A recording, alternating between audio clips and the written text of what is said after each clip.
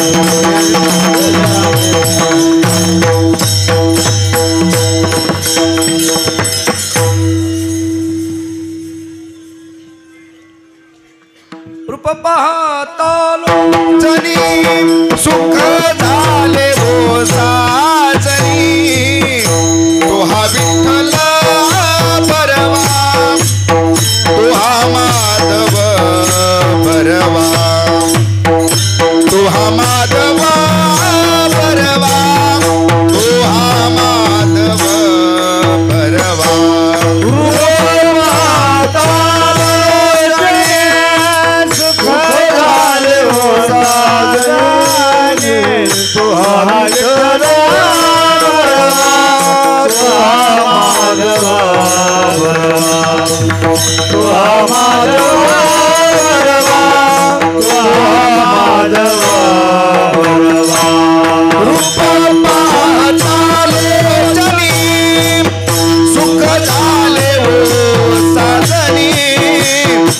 विठ्ठला बरवा तो हा माधव बरवा तो हा माधव बरवा तो हा माधव बरवा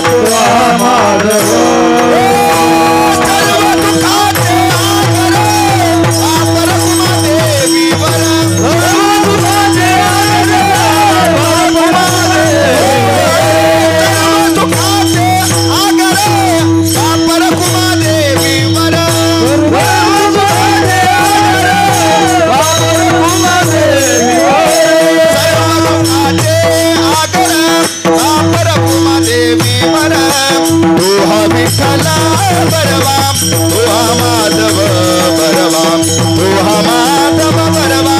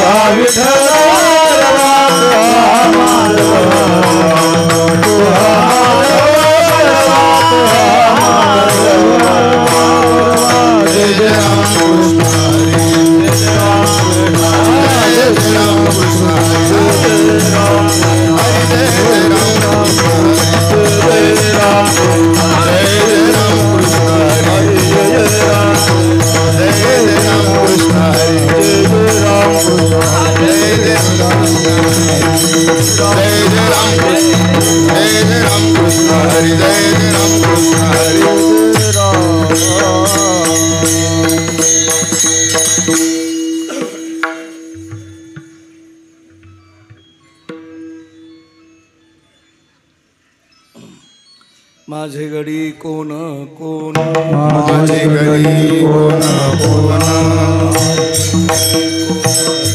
माझे घरी कोण कोण निवडा भिन्न यातुनी निवडा भिन्न यातुनी निवडा भिन्न यातुनी निवडा भिन्न यातुनी निवडा भिन्न यातुनी निवडा भिन्न यातुनी माझे घरी कोण कोण माझे गडी कोण कोण माझे घरी कोण कोण निवडा भिन्न यातुनी निवडा भिन्न यातुनी निवडा भिन्न यातुनी निवडा भिन्न यातुनी निवडा भिन्न यातुनी निवडा भिन्न यातुनी आप आपणामध्ये मिळो आपणामध्ये मिळो आपणामध्ये मिळो आपणामध्ये मिळो एक खेळो एकाशी एक खेळो एकाशी एक खेळो एकाशी एक खेळो एकाशी हा बलियाच्या मोडा काढ्या हा बलियाच्या मोडा काढ्या भाडा भाडा वळतिया भाडा भाडा वळतिया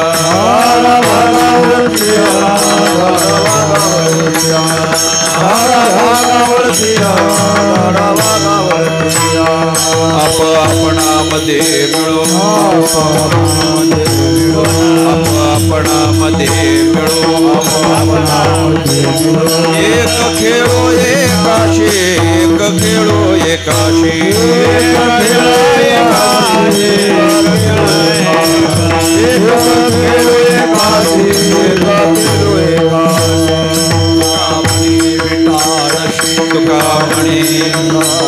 तुका म्हणे विटाळशी देवापाशी नसावे देवापाशी नसावी देवापाशी नसावी तुका म्हणे विटाळशी तुका म्हणे विटाळशी देवापाशी नसावे देवापाशी नसावी देवापायी नसावे देवापायी नसावे देवापायी नसावे देवापायी नसावे आप आपणामध्ये मिळो आप आपणामध्ये मिळो एक खेळो एकाशी एक खेळो एकाशी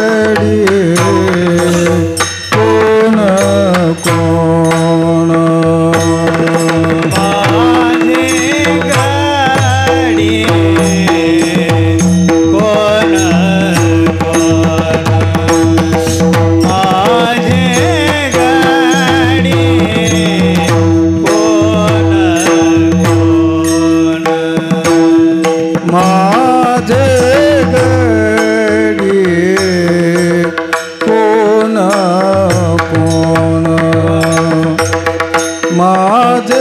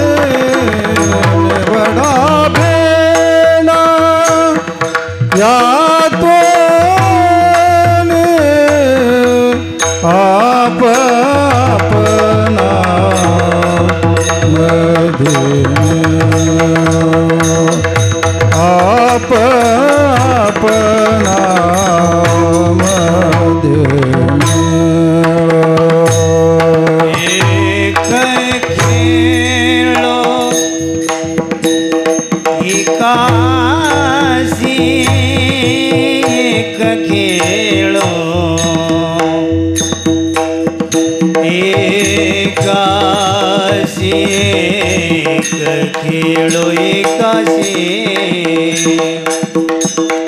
एक खेळो एकाशी एकाशी एक खेळो एकाशी एक खेळो एकाशी एक खेळो एकाशी एक खेळो एकाशी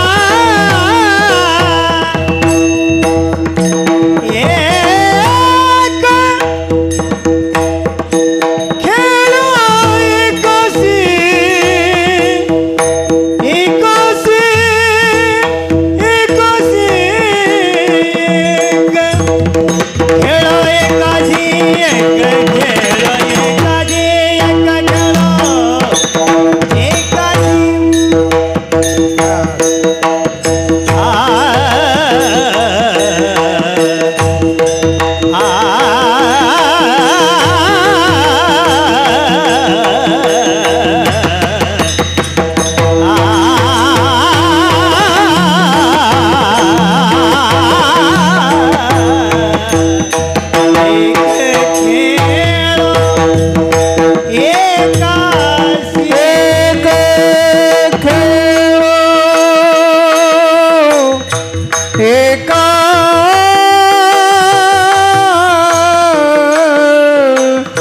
एकाशी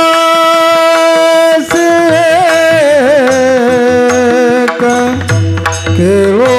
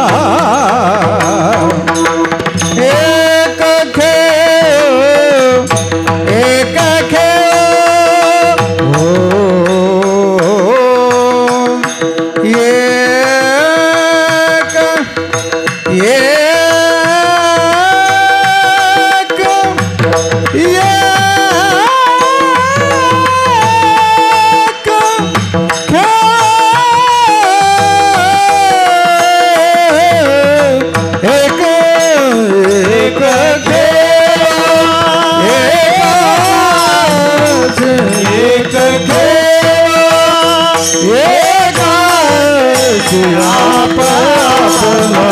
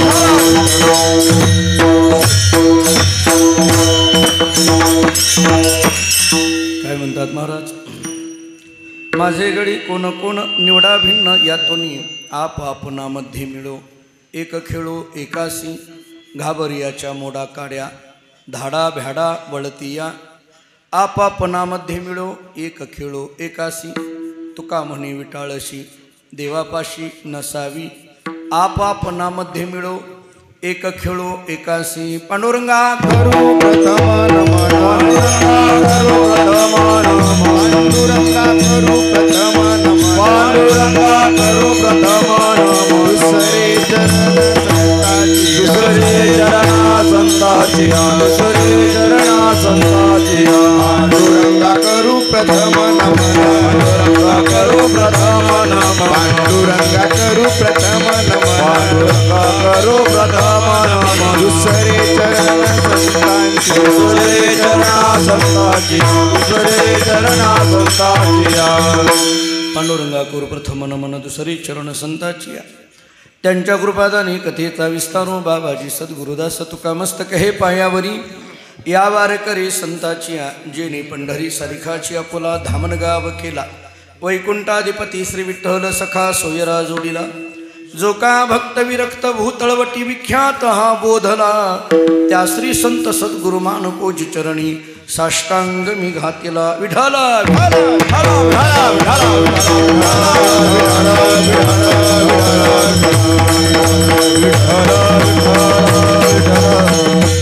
माझे गडी कोण कोण निवडा भिन्न यातोनी आपापनामध्ये मिळो, एक खेळो एकासी प्रस्तुत कीर्तन रूपी सेवेकरिता म्हणजे निरूपणाकरिता प्राप्त असणारा अभंग महानुभगवत भक्त जगद्गुरू श्री संत तुकाराम महाराज यांचा अत्यंत प्रसिद्ध काल्याच्या प्रकरणातील गोड असा 4 चरणाचा अभंग आहे. या अभंगातून जगद्गुरू श्री संत तुकाराम महाराज काला घेण्याचा अधिकारी कोण आहे याचं वर्णन करतात. एक पद्धतीचं रूपक केलं आहे. भगवान श्रीकृष्ण परमात्मा आणि बलराम दादा यमुनेच्या काठावर उभे होते आणि खेळ खेळायचे म्हटल्यानंतर खेळल्यानंतर काल आहे ना, मग आता खेळ खेळायचे म्हटल्यानंतर गडी वाटप झालं पाहिजे. 2 वेगवेगळे गट असतात आणि मग एका गटामध्ये भगवान आहेत, एका गटामध्ये बलराम दादा आहेत. आणि मग भगवंतांनी मोठ्याने सांगितलं तुम्हाला काला खायचा आहे ना, मग अगोदर खेळ खेळावे लागतील. खेळ खेळायचे आहेत ना, मग एक काम करा, माझे जे आहेत ते माझ्या बाजूला या. माझे कडी कोण कोण निवडा भिन्न यातुनी, माझे आहेत ते माझ्या बाजूला या. झालं. काही 10-5 गडी इकडं आले, 10-5 गडी तिकडे गेले. म्हणजे काही इकडे गेले, काही तिकडे गेले, इकडल्या ते फुटून तिकडे गेले, तिकडल्या ते फुटून इकडे आले. काहीतरी झालं, त्या यमुनेच्या काठावर जायचं आहे ते काहीतरी झालं. आणि मग झालं आणि मग झाल्यानंतर मग बाकीच्यांनी विचारलं, जे भगवंताच्या बाजूला आले होते ना त्यांनी विचारलं की देवा आम्ही आलो तुझ्या बाजूला, आता काय करायचं, आता काय करायचं. भगवंतांनी सांगितलं पहिली गोष्ट करायची काय, आप आपणामध्ये मिळो एक खेळो एकाशी. अगोदर आपण आपल्यात मिसळायचं. हे आपण आपल्यात मिसळायचं का म्हटलं, भगवंतांनी सांगितलं आलायत ना माझ्याकडं, आता फुटायचं नाही म्हणून सांगितलं आप आपणामध्ये मिळो. जर आपल्या इंग्रजी भाषेत बोलायचं झालं तर मॅच फिक्सिंग होऊ द्यायची नाही. आता आपण आपल्यात मिसळा म्हटले. बरं ठीक आहे.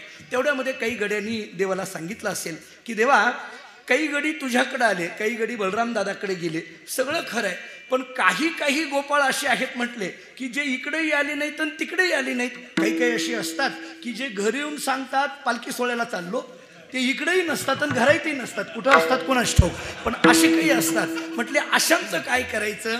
भगवंतांनी सांगितलं हा असणारा खेळ खेळण्याकरता ही घाबरट माणसं आहेत. मग एक काम करा, अशी जी घाबरट माणसं आहेत, घाबर्याच्या मोडा काड्या, धाडा भेडा वळती या.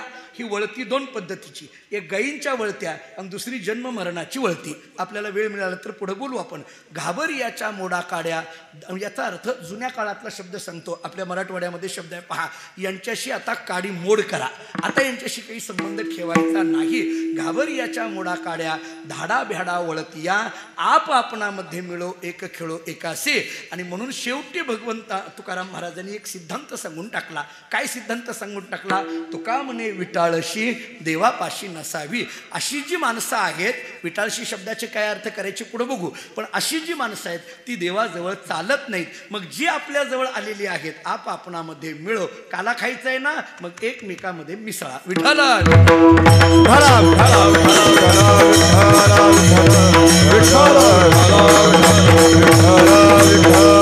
साधारण या अभंगाचा असा विचार करता येईल. ज्या क्षेत्रामध्ये हा उत्सव या ठिकाणी संपन्न होतोय, संत ज्ञानेश्वर महाराजांच्या समाधीस्थानाने पवित्र झालेल्या या आळंदी क्षेत्रामध्ये हा उत्सव या ठिकाणी संपन्न होतोय. 3 दिवसाचा हा उत्सव करण्याच्या पाठीमागं वैकुंठवासी हरिभक्तीपरायण सावळाराम महाराज पाटील यांच्या पुण्यस्मरणाच्या निमित्ताने हा उत्सव प्रतिवर्षी या ठिकाणी डोके धर्मशाळा, राजेश पाटील आणि त्यांचा संपूर्ण परिवार हा उत्सव या ठिकाणी करतो आहे. आणि तदनिमित्ताने ही काल्याची कीर्तन सेवा आहे. खरं तर असा उत्सवातली जरी ही काल्याची कीर्तन सेवा असली तरी वारकरी संप्रदायाच्या दृष्टीने आजचा दिवस अत्यंत महत्त्वाचा, तो म्हणजे संत ज्ञानेश्वर महाराजांच्या पालखीचं प्रस्थान आज आळंदीहून होतो आहे. आणि म्हणून प्रस्थानलाही आपण येतो आहे आणि एका अर्थाने सावळाराम महाराजांच्या पुण्यतिथीलाही आपण येतो आहे. या संपूर्ण परिवारावर, ज्या भागावर अत्यंत महान अशी कृपा म्हणजेच वामनभाऊ महाराजांची कृपा मोठ्या पद्धतीने, वामनबाबांची कृपा मोठ्या पद्धतीने आहे, सावळाराम महाराजांची कृपा मोठ्या पद्धतीने आहे, अप्पा माऊलींची कृपा मोठ्या पद्धतीने आहे. आणि अशा सर्व संत महात्म्यांच्या कृपेने पुलकित झालेला हा सगळा परिवार आणि त्यांच्याच पुण्यस्मरणानिमित्त असणारा हा उत्सव. विठ्ठल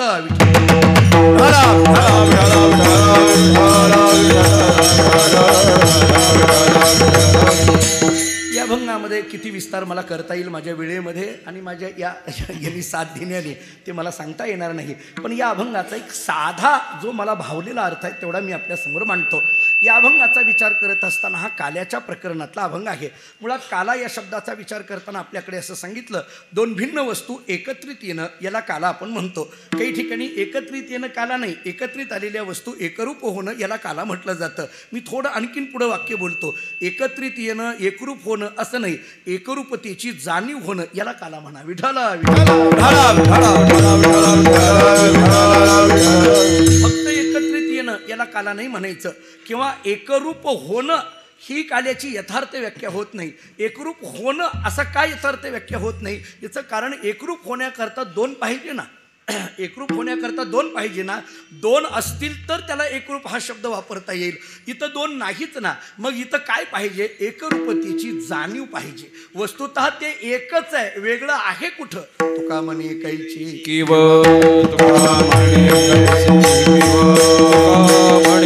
कैची किव म्हणे कैची किव कोठे जीव निराळा कोठे जीव निराळा कोठे जीव निराळा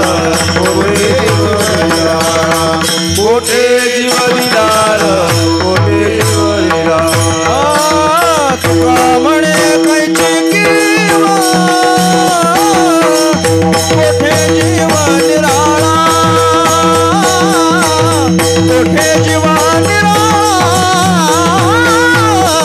कोठे जीव निराळा कोठे जीव निराळा कोठे जीव निराळा कोठे जीव निराळा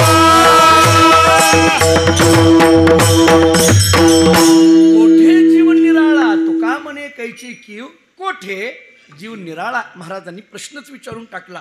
अहो जीव काही निराळा आहे का? जीव काय वेगळा आहे का? जीव काय भिन्न आहे का?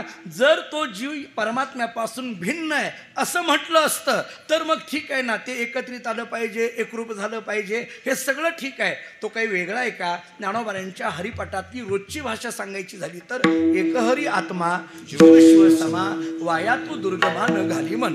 एकहरी आत्मा जीव शिव समा हे काय आहे? वैकुंठवासी प्रातस्मरणीय शंकर महाराज खंदारकर एक वाक्य सांगायचे. जरी आम्हाला त्यांचं प्रत्यक्ष ऐकायला मिळालं नसलं तरी त्यांचे काही ग्रंथ जे अलीकडल्या काळामध्ये आपण वाचतो, त्यांचं जे हरिपाठाचं विवरण 3 अभंगाचं आहे ते वाचण्यासारखं आहे.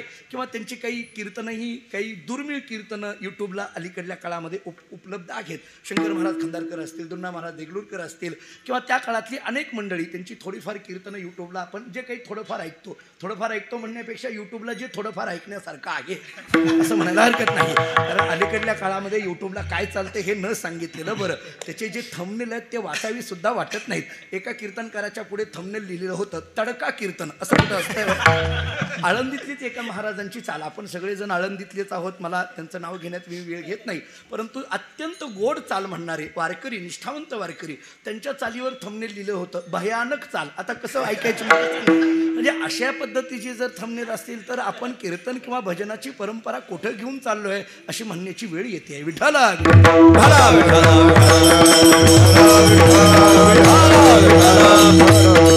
वैकुंठवासी प्रातस्मरणीय शंकर महाराज खंदारकर असं म्हणायचे की एकहरी आत्मा जीव शिव समा हे प्रमाण म्हणजे काय आहे? तर उपनिषदांनी सांगितलेली जी 4 महावाक्य आहेत त्याच्यातलं तत्त्वम असी हे महावाक्य म्हणजेच हे प्रमाण आहे. तत्त्वम असी हे महावाक्य म्हणजे हे प्रमाण आहे. थोडं महाराजांच्याच मुखातलं आणखीन पुढलं वाक्य सांगतो.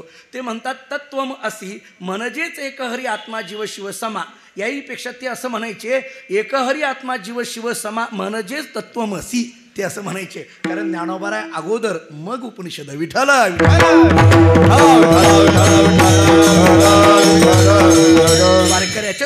वारकऱ्याच्या दृष्टीने विचार केला तर ज्ञानेश्वरी आम्हाला अगोदर, गाथा आम्हाला अगोदर, जे काय आहे ते आमचं सगळं सर्वस्व ते. बरं त्यांच्याच मुखातली वाक्य सांगतोय, मी काही वेगळं सांगत नाहीये. त्यांनी ते सिद्ध करून दाखवलं. कसं दाखवलं?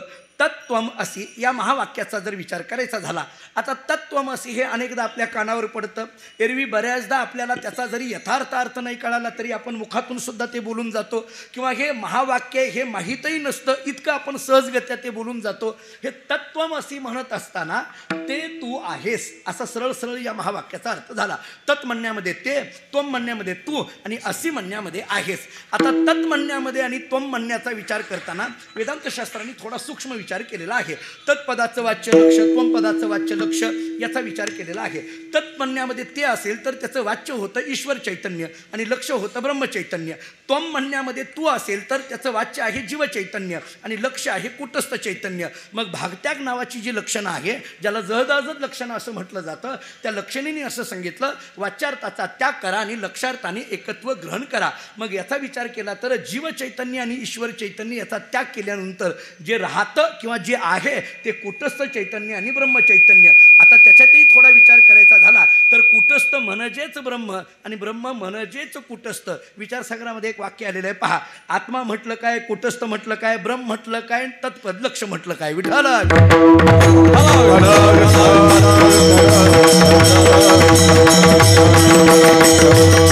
या दृष्टीने विचार केला तर असी पदाने हे सिद्ध होतं. आता हेच ज्ञानोबारायांनी हरिपाठामध्ये कसं आम्हाला पटवून दिलं. एक हरी आत्मा जीव शिव समा असा शब्द वापरला. रोजचं पाठातलं प्रमाण आहे. हे समा शब्दाचा अर्थ काय. समा समा हा शब्द जर शेवटी वापरला असेल तर समा या शब्दाचा अर्थ आहे समान. समा या शब्दाचा अर्थ समान. आता समान म्हणजे कोण समान. ज्ञानोबाराय म्हणतात त्याच्या जवळचे दोन शब्द समान. कोणकोणते. जीव आणि शिव हे दोघं समान. जीव आणि शिव हे दोघं समान. ऐकणारा कुणीतरी आळंदीमध्ये ज्ञानोबारांच्या समोर बसलेला असेल, तो म्हटला हो माऊली, जीव आणि शिव दोघं समान म्हणत असाल, असं कसं काही शक्य आहे. मग जीव हे नाव का आलं, शिव हे नाव का आलं. वस्तुतः जीव आणि शिव अशी जर दोन नावं आलेली असतील तर दोन हे वेगवेगळं असलं पाहिजे. नावं भिन्न म्हणजे वेगवेगळं आलं ना. ज्ञानोबाराय बोलतात जरी जीव हे नाव आलेलं असलं आणि शिव हे नाव आलेलं असलं तरी एकाच आत्मतत्वाला हे जीव नाव आलेलं आहे आणि एकाच आत्मतत्वाच्या ठिकाणी शिव नाव आलेलं आहे. याच्याकरता नाथ महाराजांच्या हरिपाठातलं नेहमीचं प्रमाण आहे. कल्पना अविद्या तेने झाला जीव आणि माया उपाधी शिव बोलीचे. म्हणजे मूळ असलेलं जे ब्रह्मचैतन्य त्याला अविद्या नावाची उपाधी लागली की जीव म्हटलं जातं आणि त्याला माया नावाची उपाधी लागली की शिव असं म्हटलं जातं. एरवी विचार करायला जर गेलं आहे ते केवळ आणि केवळ चैतन्यच. फक्त त्याला अविद्या उपाधी लागली की जीव ही संज्ञा आहे आणि माया उपाधी लागली की शिव ही संज्ञा आहे. वस्तुतः जीव आणि शिव ह्या संज्ञा असल्यामुळे त्याचा नाशच होणार आहे. विठ्ठल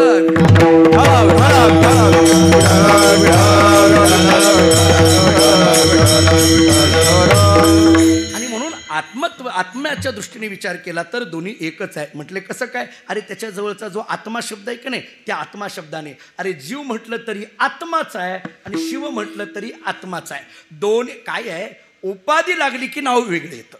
जो उपाधी रहित असेल तर नाव बदलायचा विषय येत नाही. खरं तर परमात्मा उपाधी वेगळे तुम्ही निर्विकार. खरं पाहायला गेलं काहीच संसार तुम्हाने. उपाधी लागली की नाव बदलतं. उपाधी आलं की असं आहे महाराज, उपाधी आली की नावं बदलतात, उपाधी आली की आकार बदलतो, उपाधी आली की मन बदलतं. आता काय सांगायचं. उपाधी लागल्यानंतर काय काय होतं ते समोरच आहे. विठ्ठल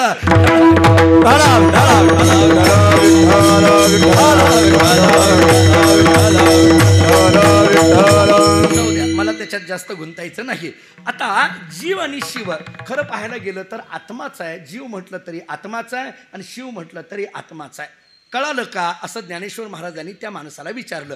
आळंदीमध्ये ज्ञानोबाराय हरिपाठ सांगत होते. कुणीतरी एक जण मनुष्य तिथं बसलेला असेल. ज्ञानोबाराय त्याला समजावून सांगत होते समान. काय काय समान. जीव आणि शिव समान. कशाने समान. आत्मा या दृष्टीने दोघंही समान. कळालं का. तो म्हटलं हो कळालं. तरी ज्ञानोबारायांनी विचारलं हो कळालं असं म्हणू नको, काय कळालं सांग. बऱ्याच लोकांना कळालं नसलं तरी मान डोलवायची सवय असते. आपल्यात कोणी नाही असं समजून बोलतो पुढे मी. काय कळालं हे सांग म्हटले. काय कळालं हे सांग. तो म्हटला माऊली कळालं. अरे काय कळालं. तुम्ही म्हटला ना जीव आणि शिव समान आहे, आत्मत्वाने दोघंही समान आहे. कळालं म्हणजे काय. तो म्हटला अहो म्हणजे एकच आहे, आत्मे दोन आहेत, दुसरं काही नाही. ज्ञानोबारायांनी विचार केला. मला माहीत होतं हा संस्थेत न गेलेल्याचा परिणाम आहे, चातुर्मास न केलेल्याचा परिणाम आहे. ते म्हटले असे दोन कसे काय. तो म्हटला एक जीवाचा आत्मा आणि एक शिवाचा आत्मा. ज्ञानोबारायांनी सांगितलं म्हणूनच या प्रमाणाची सुरुवात करताना एक असा शब्द वापरला आहे. हा जो एक आहे ना ते फार महत्त्वाचा आहे. हा एक कुणीकडे लावायचा आहे. आत्म्याकडे लावायचा आहे. एकच असलेला आत्मा जीवरूपाने नटला, एकच असलेला आत्मा शिवरूपाने नटला. त्यांनी एक अत्यंत सरळ प्रश्न विचारला. तो म्हटला माऊली सगळं खरं आहे पण आमच्यासारख्या आसोनी संसारी, कारण तुम्ही आम्हाला अधिकार अगोदरच दिलाय ना हरिपाठातल्या पहिल्याच अभंगामध्ये, आमच्यासारख्या आसोनी संसारी जीवाला हे कसं कळणार. एकच असलेला आत्मा जीवरूपाने नटला आणि एकच असलेला आत्मा शिवरूपाने नटला असं तुम्ही म्हणता, पण आमच्यासारख्याला ते कसं कळणार? तो एकच असलेला आत्मा म्हणजे नेमकं कोण? ज्ञानोबारांनी सांगितलं, म्हणून एक आणि आत्म्याच्या मध्ये एक शब्द घातलाय. कोणता? हरी. या दोन्हीच्या मध्ये एक शब्द घातला, हरी. समजा तुला आत्मा शब्द माहीत नाही किंवा ऐकण्यात नाही, काही नाही, पण कमीत कमी हरी शब्द तर तू ऐकले ना. हो, मग तो जो श्री हरी आहे तोच आत्मा आहे. बघा, तो जो श्री हरी आहे तोच आत्मा आहे, तेच ब्रह्म आहे, तेच जीवरूपाने नटलेला आहे आणि तेच शिवरूपाने नटलेला आहे. तो म्हणायला लागला, मग तो श्री हरीच आत्मा आहे आणि तोच जीव आहे आणि तोच शिव आहे. हे आम्हाला कळण्याकरता काय करावं लागेल? ज्ञानोबारांनी सांगितलं, हरिमुखे म्हणा. कोणी म्हणा, कोणाच ठाऊक, पण म्हणा एवढं नक्की आहे. रोज सायंकाळी 5 वाजता चाललेला आहे. हरिमुखे म्हणा म्हटल्याशिवाय तोच श्रीहरी आत्मा आहे, जीव आणि शिवरूपाने नटलेला आहे. आणि मग तत्वम असी या महावाक्याची अनुभूती म्हणजेच हे प्रमाण आहे. या अनुभूतीच्या पुढची अनुभूती म्हणजेच अहम ब्रह्म अस्मी, म्हणजेच मी वासुदेव तत्वता. विठ्ठल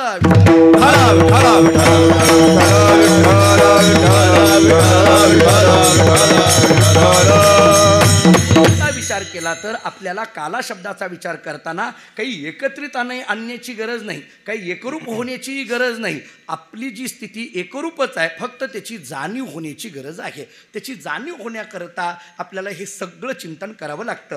आता प्रश्न असा पडतो की ठीक आहे, जीव या अभंगाचा विचार करत असताना काला या शब्दाचा अर्थ एकरूपतेची जाणीव मान्य आहे, पण ही एकरूपतेची जाणीव किंवा या एकरूपतेच्या जाणीवेचा विचार करत असताना हा नेमकं कोण? एकरूपतेची जाणीव कुणाला हवी आहे? एकरूपतेच्या जाणीवतेचा विचार कोणाला करता येईल? ज्याला एकरूपतेची जाणीव नाही असाच ना, त्यालाच दुसरा शब्द दिलेला आहे अज्ञानी असा शब्द दिला. म्हणजे 2 वर्ग सांगितले, एक अज्ञानी आणि दुसरा ज्ञानी, असे 2 वर्ग सांगितले.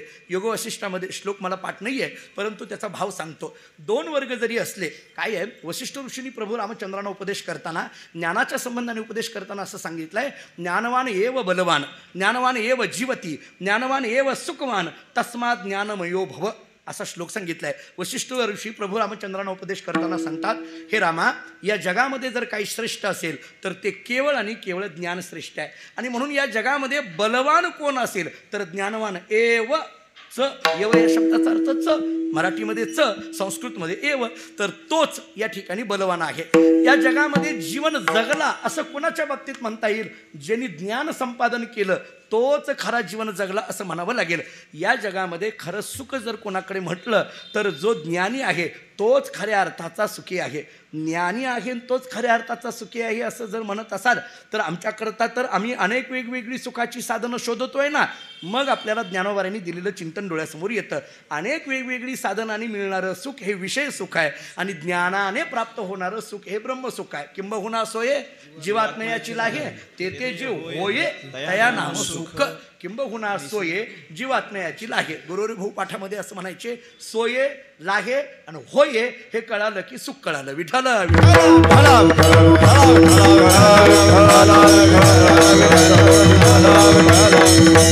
आता पुन्हा वेदांताचा विचार वाढेल, मी जास्त विस्तार करत नाही. याला ब्रह्मसुख किंवा खरं सुख म्हणा. अगदी सोप्या शब्दात बोलायचं झालं तर याला खरं सुख म्हणा. खरं सुख हा शब्द काय येतो किंवा दुसरा शब्द सांगू का? याला सर्व सुख म्हणा. कारण सर्व हा शब्द केवळ परमात्मवाचक आहे. सर्व हा शब्द फक्त परमात्म्याला वापरता येतो, अन्य कोणालाही वापरता येत नाही. कारण सर्व या शब्दाचा अर्थ व्यापक आणि व्यापक सुख याचा विचार आता आणखीन पुढं आहे. म्हणजे माझ्या थोड्याशा अभ्यासाच्या दृष्टीने किंवा माझ्या कानावर जे संस्कार आहे, व्यापक हा शब्द सुद्धा परमात्म्याला लागू पडत नाही, इतका तो व्यापक आहे. विठ्ठल विठ्ठल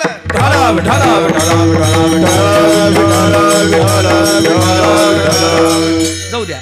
माझा मुद्दा एवढाच मांडायचा होता मला या दृष्टीने की या सगळ्या सुखाचा किंवा या सगळ्याचा विचार करत असताना वशिष्ठ ऋषींनी प्रभू रामचंद्रांना उपदेश करताना सांगितलं, ज्ञानवान एव बलवान, ज्ञानवान एव जीवती, ज्ञानवान एव सुखवान, तस्मात् ज्ञानमयो भव.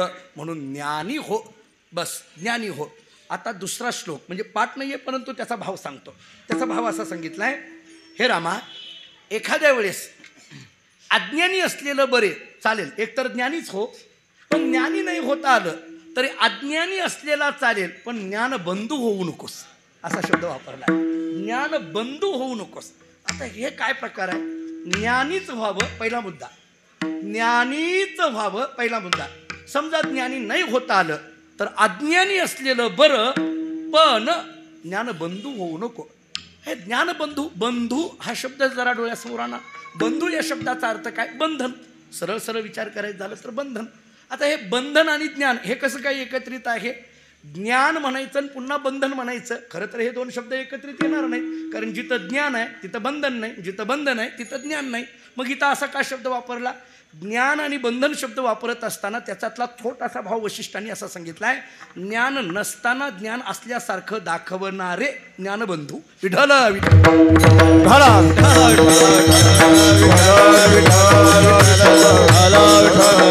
आपल्याला असं वाटत होतं या जगात दोनच प्रकार आहेत, एक ज्ञानाचा आणि दुसरा अज्ञानाचा. तिसरा प्रकार आपल्याला माहीत नाही, कारण तो आपल्याच बाबतीत आहे. ज्ञानबंधू हा प्रकार आपल्याच बाबतीत आहे ना. नाही असं म्हणायला काय अर्थ आहे मला सांगा. ज्ञान नसताना ज्ञानी अशा पद्धतीने दाखवणं याला ज्ञानबंधू म्हणा. जाऊ द्या, मला विस्तार याच्यामध्ये करायचा नाही किंवा वेळ घालवायची नाही. माझा मुद्दा एवढाच होता की जाणीव म्हणजे ज्ञान होणं, तीच स्थिती किंवा आपल्या ठिकाणी असलेली एकरूपतेची जाणीव होणं, ही स्थिती खऱ्या अर्थाचा काला आहे. विठ्ठल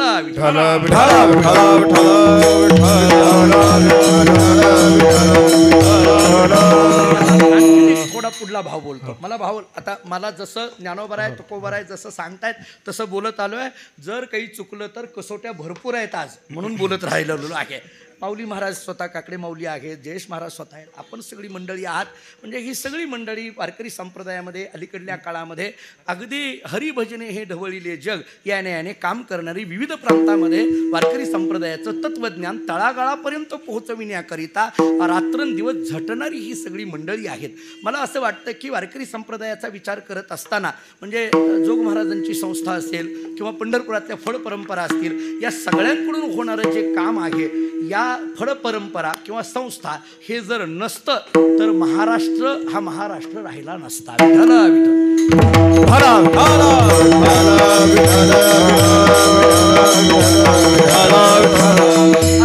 थोडं पुढे बोलतो. काला या शब्दाचा विचार करताना काल्यामध्ये दोन गोष्टी असतात पहा. काय? एक काला दिला जातो आणि दुसरा काला घेतला जातो. बरोबर आहे? काला दिला जातो आणि काला घेतला जातो. थोडक्यात अगदी सोपं बोलायचं झालं तर काल्यामध्ये देणं घेणं आहे.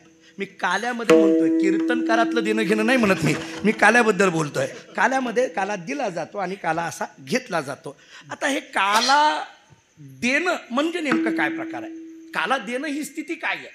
काल्याबद्दल बोलत असताना आणखीन एक शब्द आहे. म्हणजे आता हे काला या शब्दाचा विचार करताना एकरूपतेची जाणीव म्हणजे काला, ब्रह्मसुखाची प्राप्ती म्हणजे काला, समाधानाची स्थिती म्हणजे काला, आनंद अनुभूती म्हणजे काला.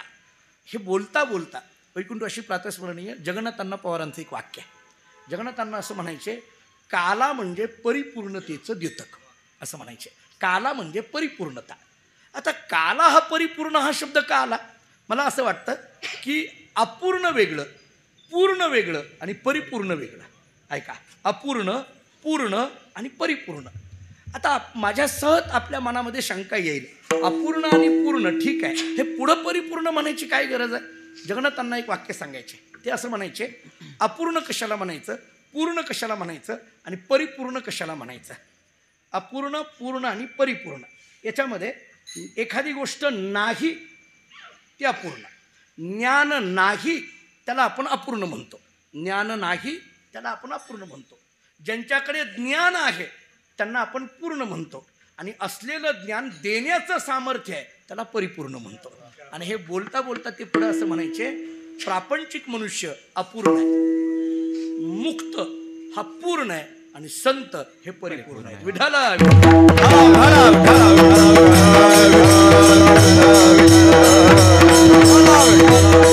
मुक्तामध्ये आणि संतांमध्ये इतका सूक्ष्म फरक अण्णांनी केलेला आहे. एरवी आपल्याला सुद्धा प्रश्न पडतो, मुक्त म्हटलं काय आणि संत म्हटलं काय, पण त्याच्यातला जो बारीक फरक सांगितला तो अण्णांनी अशा पद्धतीने सांगितला. मुक्त आहे, मान्य आहे, मुनिमुक्त झाले, तुकोबरांची शब्द बोलायची झाली तर भेने गर्भवासा ना, म्हणजे गर्भवासाच्या भीतीने जे मुक्त होतात ते मुनी, पण गर्भवासाच्या भीतीने मुक्त न होता किंवा मुक्तीच्याही पुढं असणारी भक्तीची प्राप्ती ज्यांच्याकडून झालेली आहे ते संत, असा विचार करता येईल. म्हणून काला या शब्दाचा विचार करताना परिपूर्ण असा शब्द का वापरला? कारण आपल्याकडे काला या शब्द परिपूर्ण या शब्दाचा अर्थ आहे ज्ञान देणं. परिपूर्ण या शब्दाचा अर्थ झाला देणं, बरोबर आहे. पूर्ण या शब्दाचा अर्थ झाला अनुभूतीमध्ये असणं आणि अपूर्ण या शब्दाचा अर्थ नसणंच. अपूर्ण म्हणजे नसणं, पूर्ण म्हणजे असणं आणि परिपूर्ण म्हणजे असलेलं देणं. आता मला सांगा, काल्यामध्ये आपल्याकडे एक पद्धत सांगितली जाते. काला फक्त आपल्याजवळ असा घेऊन ठेवायचा असतो का द्यायचा असतो? आपल्याकडे काला काय केला जातो? दिला जातो. एकमेका देऊ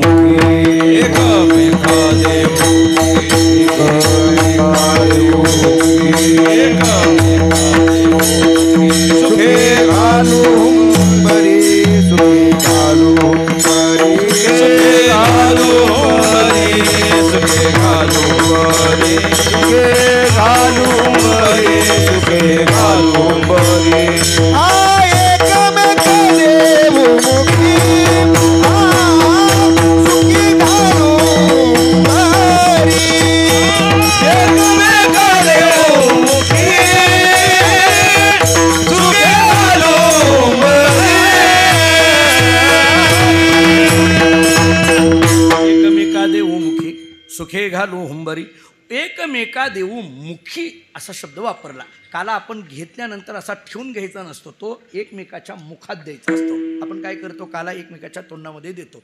गमत अशी असते महाराज, काही माणसं जवळची माणसं मिरची बघून महाराजाच्या तोंडात घालतात. ही अगदी जवळची असतात किंवा आतल्या गोटातली असतात असं म्हणायला हरकत नाही. ती माणसं एकमेका देऊ मुखी, काला एकमेकाच्या मुखामध्ये दिला जातो. आता ऐका, काला म्हणजे काय कळालं? काल्याची स्थिती काय? तर तो काला फक्त आपण खायचा नाही, तो एकमेकाला द्यायचा. आणि काला हा एकमेकाला द्यायचा असल्यामुळे त्याला परिपूर्णतेचं द्योतक म्हटलं. मला असं वाटतं की काल्याला पूर्णही म्हणा आणि परिपूर्णही म्हणा. काला घेणं हे पूर्ण आणि घेतलेला काला देणं हे परिपूर्ण. विठ्ठल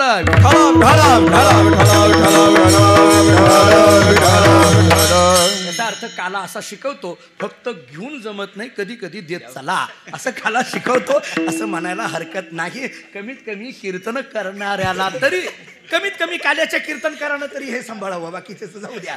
काला घेऊन फक्त जमत नाही तर तो काला द्यायचाही असतो. आता आणखीन पुढं बोलतो.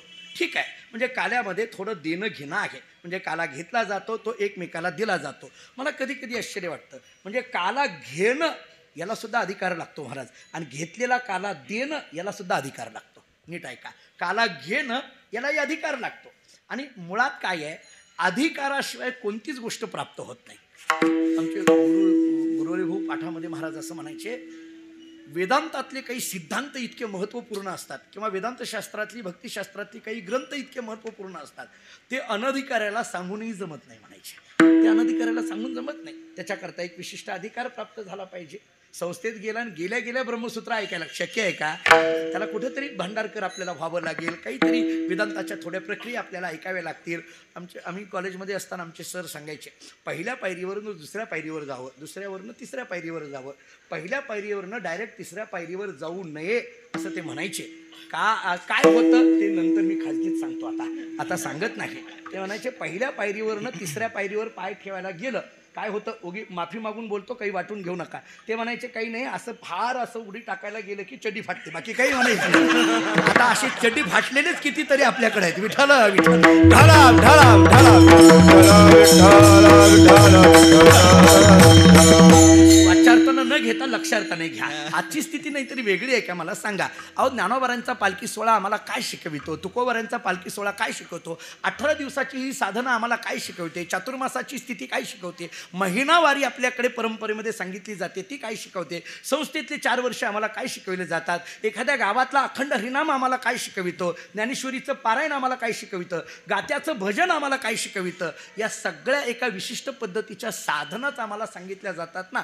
जगद्गुरु तुकोबारांच्या चरित्राचा विचार करत असताना ठीक आहे, ते प्राध्यापक के.व्ही. बेलसरे सरांनी 4 वाक्य सांगितलेले आहेत महाराजांच्या चरित्रावर.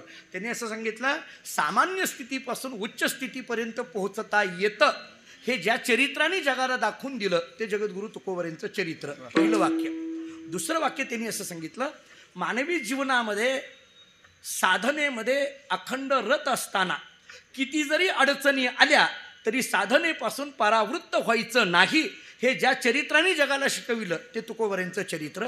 तिसरं वाक्य ते असं सांगायचे, आपण करत असलेल्या साधनेमध्ये आलेली जी संकट आहेत त्या संकटावर कशी मात करायची हे ज्या चरित्राने जगाला शिकविलं ते तुकोबारांचं चरित्र. आणि चौथं वाक्य त्यांनी असं सांगितलं की उच्चानुभूती प्राप्त होऊनही लोकसंग्रहाचं काम थांबवायचं नाही हे ज्या चरित्राने शिकविलं ते तुकोबारांचं चरित्र. विठ्ठल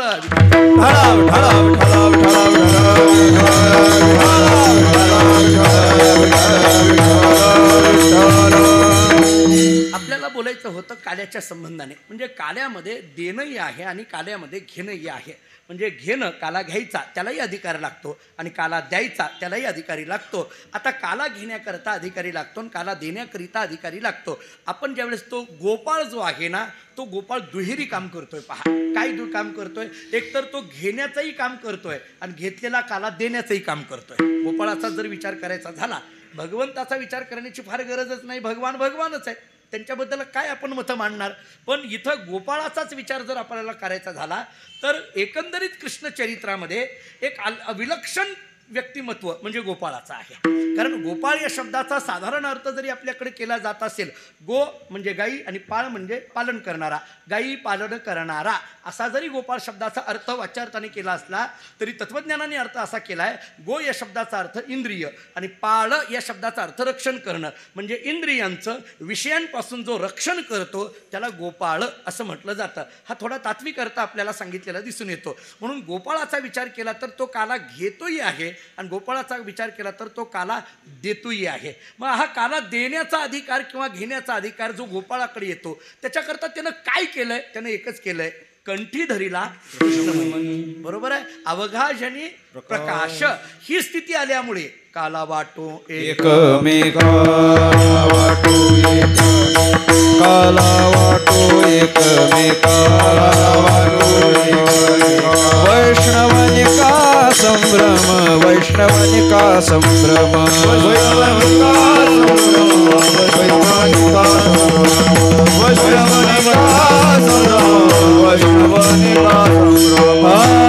काला वाटो एकमेका वैष्णवनिका संभ्रम वैष्णवनिका संभ्रम वैष्णवनिका संभ्रम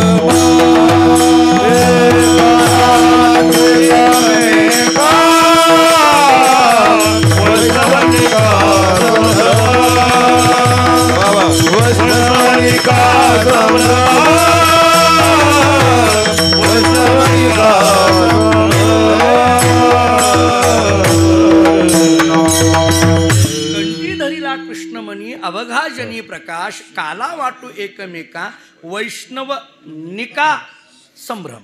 वैष्णव निका हा काला घेण्याचा देण्याचा अधिकार कोणाकडे आहे. वैष्णवाकडे. पण तो वैष्णव कसा पाहिजे. निका. हा निका शब्द का उगीच घातलाय काय.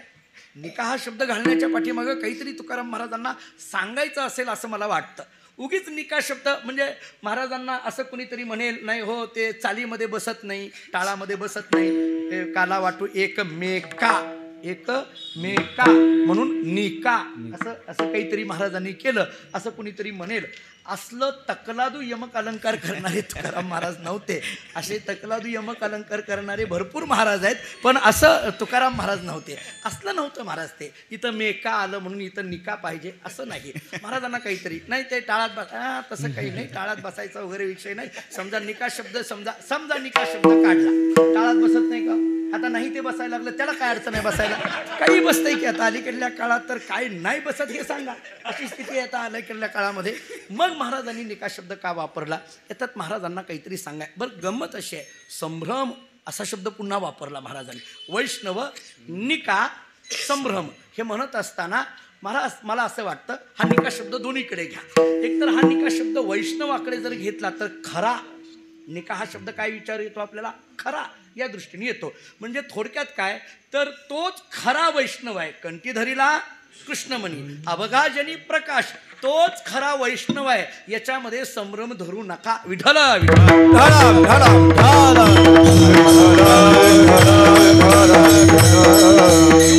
हा निका शब्द सांगण्यामध्ये महाराजांना असं सांगायचं असेल, वैष्णव कोणाला म्हणायचा, हा जो जगामध्ये संभ्रम आहे त्याच्याकरता हा निका शब्द वापरला. हा जो संभ्रम आहे, वैष्णव कोणाला म्हणायचा हा संभ्रमच आहे ना. कोणाला वैष्णव म्हणावं, कोणाला संत म्हणावं, हा मोठा संभ्रमच आहे. काक कृष्ण पिक कृष्ण को भेदो पिक काक यो हो वसंत समये प्राप्ते काक काक पिक पिका. हा श्लोक सगळ्यांच्या पाठातला आहे, मला जास्त विस्तार करायचा नाही. त्याच्यातून महाराजांना असं सांगायचं आहे की तेच खऱ्या अर्थाचे वैष्णव आहेत.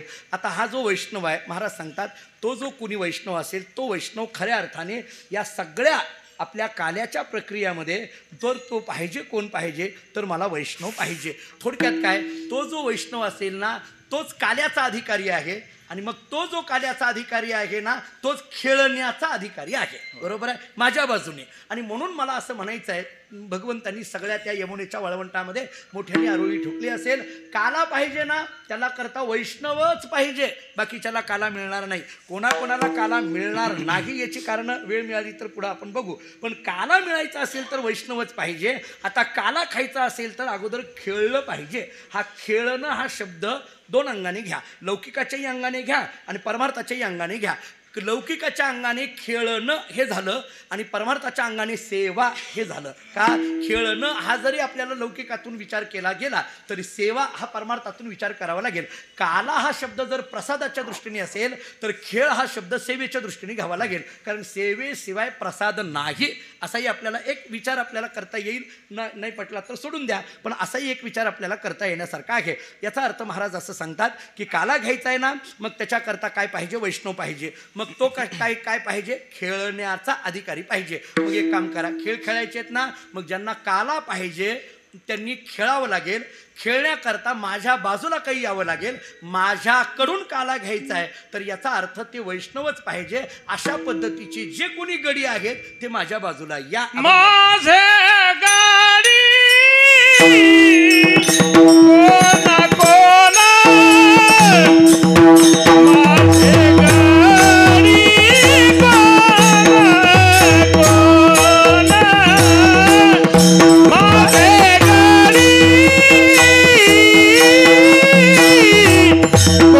कोणा कोणा,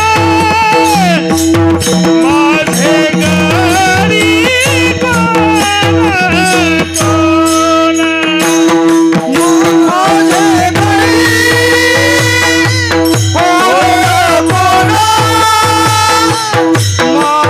गाडी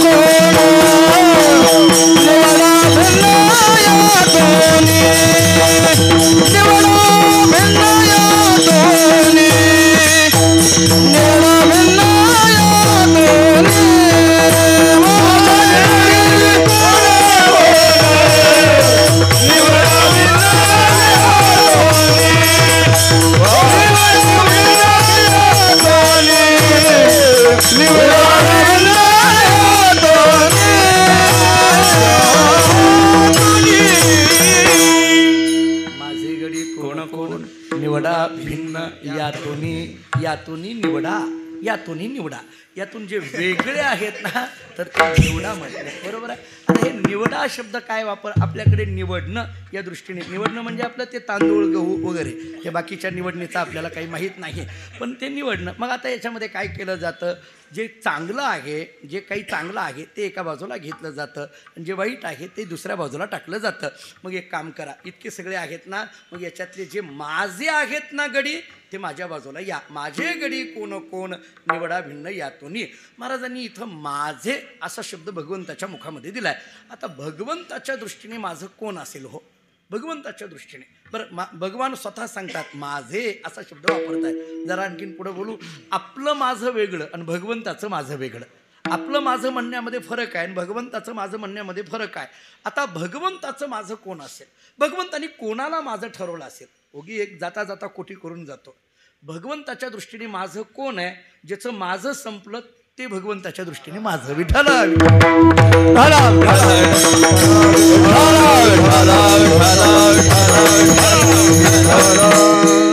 माझं म्हणण्यामध्ये माझं म्हणण्याचीच अडचण आहे बाकी काही नाही. माझं म्हणण्यात अडचण काय माझं म्हणायला लागलं हीच अडचण आहे बाकी काही नाही. कारण आपल्याला जे प्रतिबंध आहे तो कशाचा आहे या मीचा आणि माझ्याचा आहे ना. यालाच वेदांतामध्ये अहम अध्यास आणि मम अध्यास असं म्हटलं जातं. आपल्याकडे तुकोबारांचे शब्द आहेत पहा. तुका म्हणे आलो सोसित संकटे मी माझे ओखटे आहे देवा. तुकोबारांची नाटातली भाषा पहा. येणे मज भोग विल्या खाणी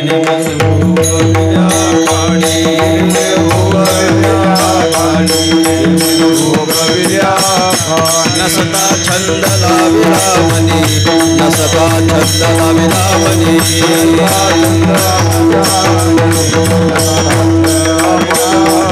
माजलो मी माझे भ्रमणी माजलो मी माझे भ्रमणी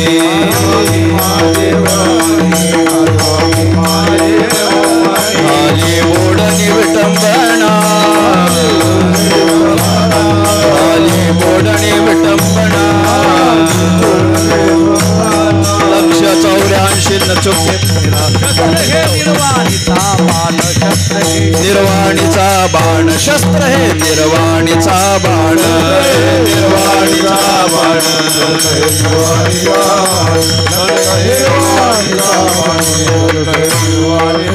ये माझा भोग वेला खाणी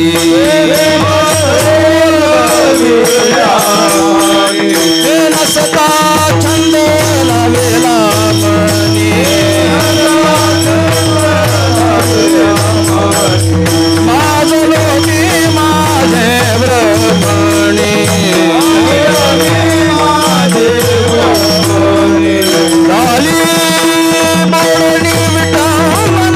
बोलणी विटंबना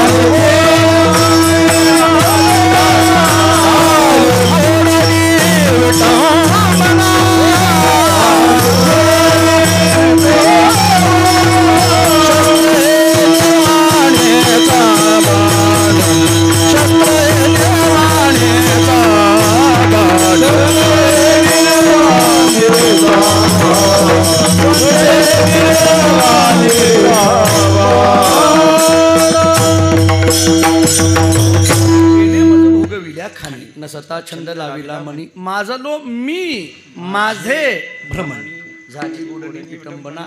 मी आणि माझं अडचण आहे ती त्याची आहे मी आणि माझीची आहे. आपल्याकडे भागवतामध्ये नेहमीची कथा प्रसिद्ध आहे. उगी तिचा सुतोवच करून जातो शब्द आलाय म्हणून. असं सांगतात की भगवान श्रीकृष्ण परमात्म्याच्या चोऱ्याबद्दल बोलत असताना भगवान रोज उठायचे चोरी करायला जायचे. रोज बाहेर आले की म्हणायचे चल तुझ्या घरी आज चोरी. पेंड्या तुझ्याकडे सुदाम्या तुझ्याकडे वडज्या तुझ्याकडे वाकड्या तुझ्याकडे. रोज कोणाचं ना कोणाचं तरी घर भगवंताने दाखवायचं. एके दिवशी सगळे गोपाळ एकत्रित झाले. सगळे गोपाळ एकत्रित झाले. सगळ्या गोपाळांनी विचार केला की हा रोज बाहेर येतो सकाळी आणि बाहेर आल्यानंतर रोज कोणाचं तरी घर दाखवतो. चला आज तिकडं जायचं आज इकडं जायचं. रोज दुसऱ्याचीच घरं चोरी करायला दाखवतो. हा याच्या घरी कधीच घेऊन जात नाही. काही काही लोकांना सवय असते रोज दुसऱ्याचा चहा प्यायचा आपला पाजायचाच नाही. आणि आता 18 दिवसामध्ये त्याचा अनुभव चांगला येतोय. अमृत तुल्य जागे जागी उभी असतात आता 18 दिवसात. म्हटले रोज असं होतंय. म्हटले सगळे गोपाळ एकत्रित झाले आणि सगळ्या गोपाळांनी कृष्णाकडे पाहिलं आणि सांगितलं कृष्णा आज तसं नाही. म्हटले काय रोज तू दुसऱ्याची घरं दाखवतो, आज दुसऱ्याच्या घरी नाही, आज तुझ्याच घरी चोरी करायला जायचं. भगवान म्हटले माझ्या हो म्हटले, रोज दुसऱ्याची घरं दाखवतो, आज तुझ्याच घरी चोरी करायची. भगवान म्हटले अरे कसं जमायचं, ते कसं जमायचं म्हणजे दुसऱ्याच्या घरात कसं जमतं तसंच तुझ्या घरात जमायचं. बाकी काय असतंय म्हटले, तसंच असतंय म्हणले, त्याला काय. भगवान म्हटले ठीक आहे, काय हरकत नाही, देवाची आहे घरी, देवे केली चोरी. भगवान आता चोरी करायला निघाल्यानंतर भगवंतांनी काय केलं, आता ते भला मोठाच्या मोठा वाडा, तुम्ही गोकुळला वगैरे गेल्यानंतर ते नंदबाबाचा वाडा दाखवतात, भला मोठाच्या मोठा दाखवतात. आणि मग आता ते पूर्वीचं घर, पूर्वीचे वाडे, दरवाजे भरपूर, पूर्वी दरवाजे, पूर्वेकडला वेगळा, पश्चिमेकडला वेगळा, उत्तरेकडला वेगळा, दक्षिणेकडला वेगळा, नैऋत्य आग्नेय सगळ्या दिशांना असे दरवाजे असायचे, छोटे वेगळे मोठे वेगळे. कोणत्या दरवाज्यातून कुणी यायचं हे पूर्वी फार जुन्या काळ जर आठवत असेल, आपल्याकडे फार आहेत महाराज, आजही गडीवरचे म्हणतात आपल्याकडे, तसं गडीवरचे वाडे, मोठे मोठे वाडे. त्याच्यात आमच्याकडे ते मराठवाड्यामध्ये फार आहे, पुढल्या दरवाज्यातनं कुणी यायचं, मागच्या दरवाज्यातनं कुणी यायचं, उजवीकडनं कुणी यायचं, डावीकडनं कुणी यायचं, फार ते आता सगळं संपत आलं, पण पूर्वी ते असायचं. आता एवढे सगळे दरवाजे, आता हे पूर्वीचं उदाहरण देतो, आता अलीकडल्या काळामध्ये भरपूर नाही. आता हे फ्लॅटच्या सिस्टीममध्ये तर एकच दरवाजा कायम बंद, एकच दरवाजा, माहीत नसतं शेजाऱ्याला कोण जवळ आहे ते, काही नाही. पण पूर्वी असे भले मोठेच्या मोठे दरवाजे. भगवंतांनी सगळ्या गोपाळांना सांगितलं एक काम करा म्हटले, काय, सगळेजण दरवाजामध्ये असे उभा राहा, कारण घर मोठं आहे म्हटले, कुठून कधी कोण आपल्याला पाहिल आणि येईल सांगता येत नाही. मी इथं मध्ये बरोबर ती चोरीची व्यवस्था करतो, मी सगळं घेतल्यानंतर मोठ्याने हाक मारतो, मग तुम्ही या, मग आपल्याला काही खायचं आहे ते खायचं प्यायचं करून निघू बाहेर म्हटलं, काही हरकत नाही. सगळे गोपाळ अशा दरवाजांमध्ये बसले. आता भगवंतांनी काय केलं, ते शिंक उंच लावलेलं होतं. मग ते उखळ, पूर्वीच्या काळामध्ये उखळ असायचं बघा, दगडाचं भलं मोठ्याच्या मोठं उखळ, ते भगवंतांनी असं ओढून त्या शिंक्याच्या जवळ खाली आणलं आणि भगवान त्या ओखळावर उभा राहिले आणि शिंक्याजवळ गेले आणि त्या मडक्यातला दही दूध तूप लोणी खायला सुरुवात केली. विठाला विठाला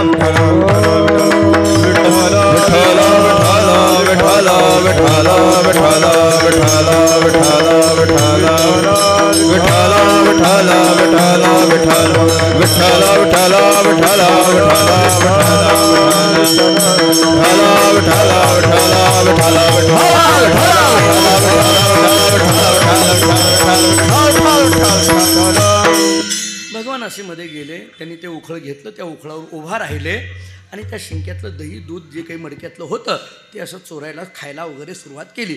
शिंक त्या उखळावर उभा राहून मग सगळे गोपाळ असे बघत होते कडेने.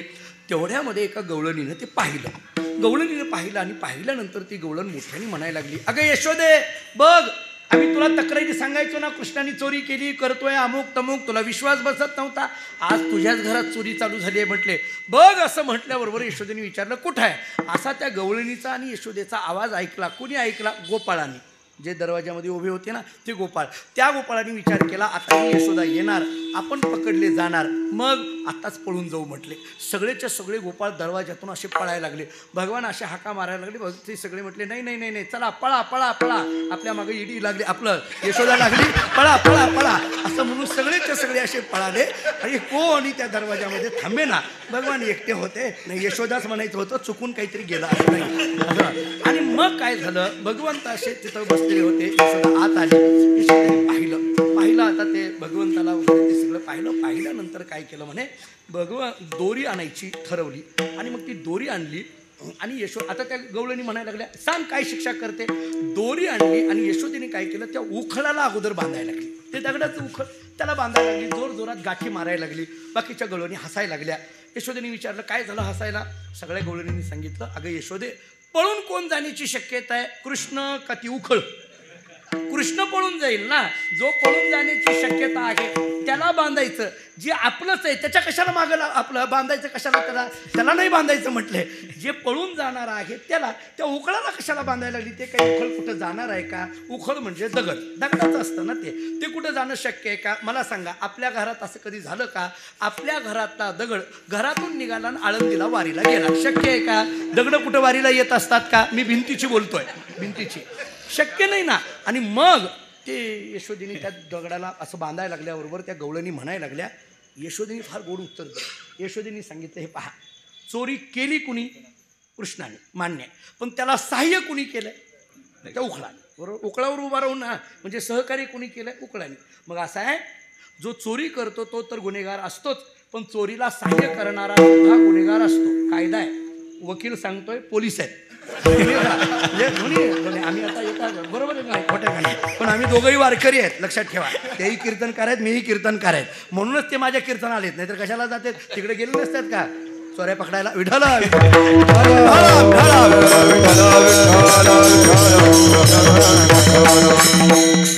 चोरी करायला साही केलं, बरं ठीक आहे बांधलं.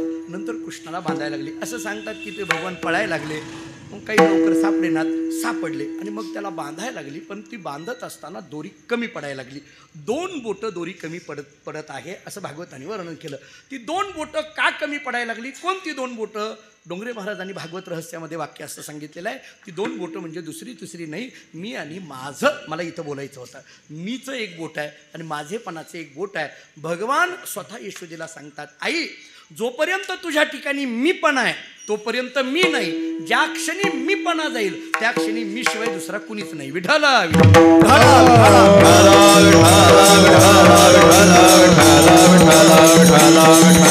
वाटतं मी आणि माझं ज्याचं गेलेलं आहे ते माझे.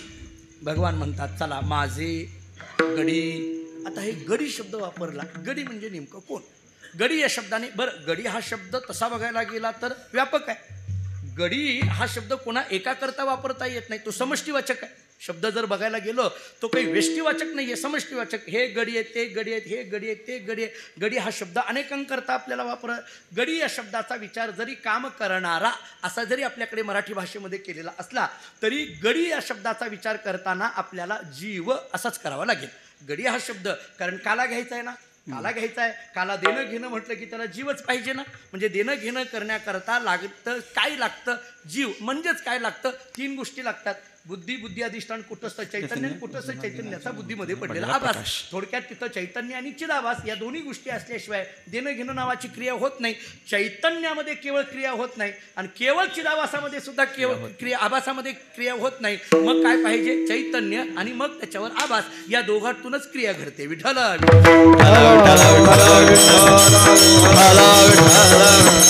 नाही का बाह्य ज्ञानाची रीती, विचारसागरातलं प्रकरण, बाह्य पदार्थ ज्ञानाची रीती, अंतःकरणाची वृत्ती नेत्रेंद्रियाद्वारे घाटापर्यंत गेले, घाटाच्या आकार झाली, वृत्ती गेली म्हणजे केवळ वृत्ती जाऊन जमत नाही, चिदाभासा सहित. हे इतकं ठसून पाहिजे तर त्याला वेदांत पक्का म्हणायचा. चिदाभासा सहित वृत्ती गेली तर अयम घटा असं ज्ञान होईल. चिदाभास रहित वृत्ती गेली तर अयम घटा हे ज्ञान होत नाही. त्याला उदाहरण दिलं बुद्धिबळ खेळणाऱ्या माणसाचं, विचारसागरांनी दिलंय. जाऊ द्या, मला त्याच्यात जास्त गुंतायचं नाहीये. गडी मग काय? हा गडी शब्द जर जीव या दृष्टीने घेतला तर मग महाराजांना विचारा, महाराज अहो जीव अनेक जीव आहेत, पशु जीवच आहे, पक्षी जीवच आहे, मग मनुष्य जीवच आहे, यातला कोणता जीव? म्हटले मनुष्य असलेला जो जीव आहे तोच गडी आहे. माझे गडी कोण? मनुष्य असलेला जो जीव तो गडी. अहो एवढाच अर्थ जर करायचा झाला तर मनुष्य एवढाच जर विचार करायला गेलो तर या माणसाचा विचार करताना आपल्याला 3 प्रकाराने केला जातो. प्रकाराचे 3 तुका म्हणे केले असे जन या दृष्टीने आपल्याकडे केला जातो. एक आपल्याकडे काय केला जातो? पामर आणि विषयी हे दोन्ही एकात घ्या, त्याला वेगळं करू नका. पामर आणि विषयी हे दोन्ही एकात घेतले. बरं, दुसरा मुमुक्षू घेतला आणि तिसरा मुक्त घेतला. बरोबर आहे. अशी 3 आहेत ना. आणखीन एक 4था प्रकार आहे तो भक्त.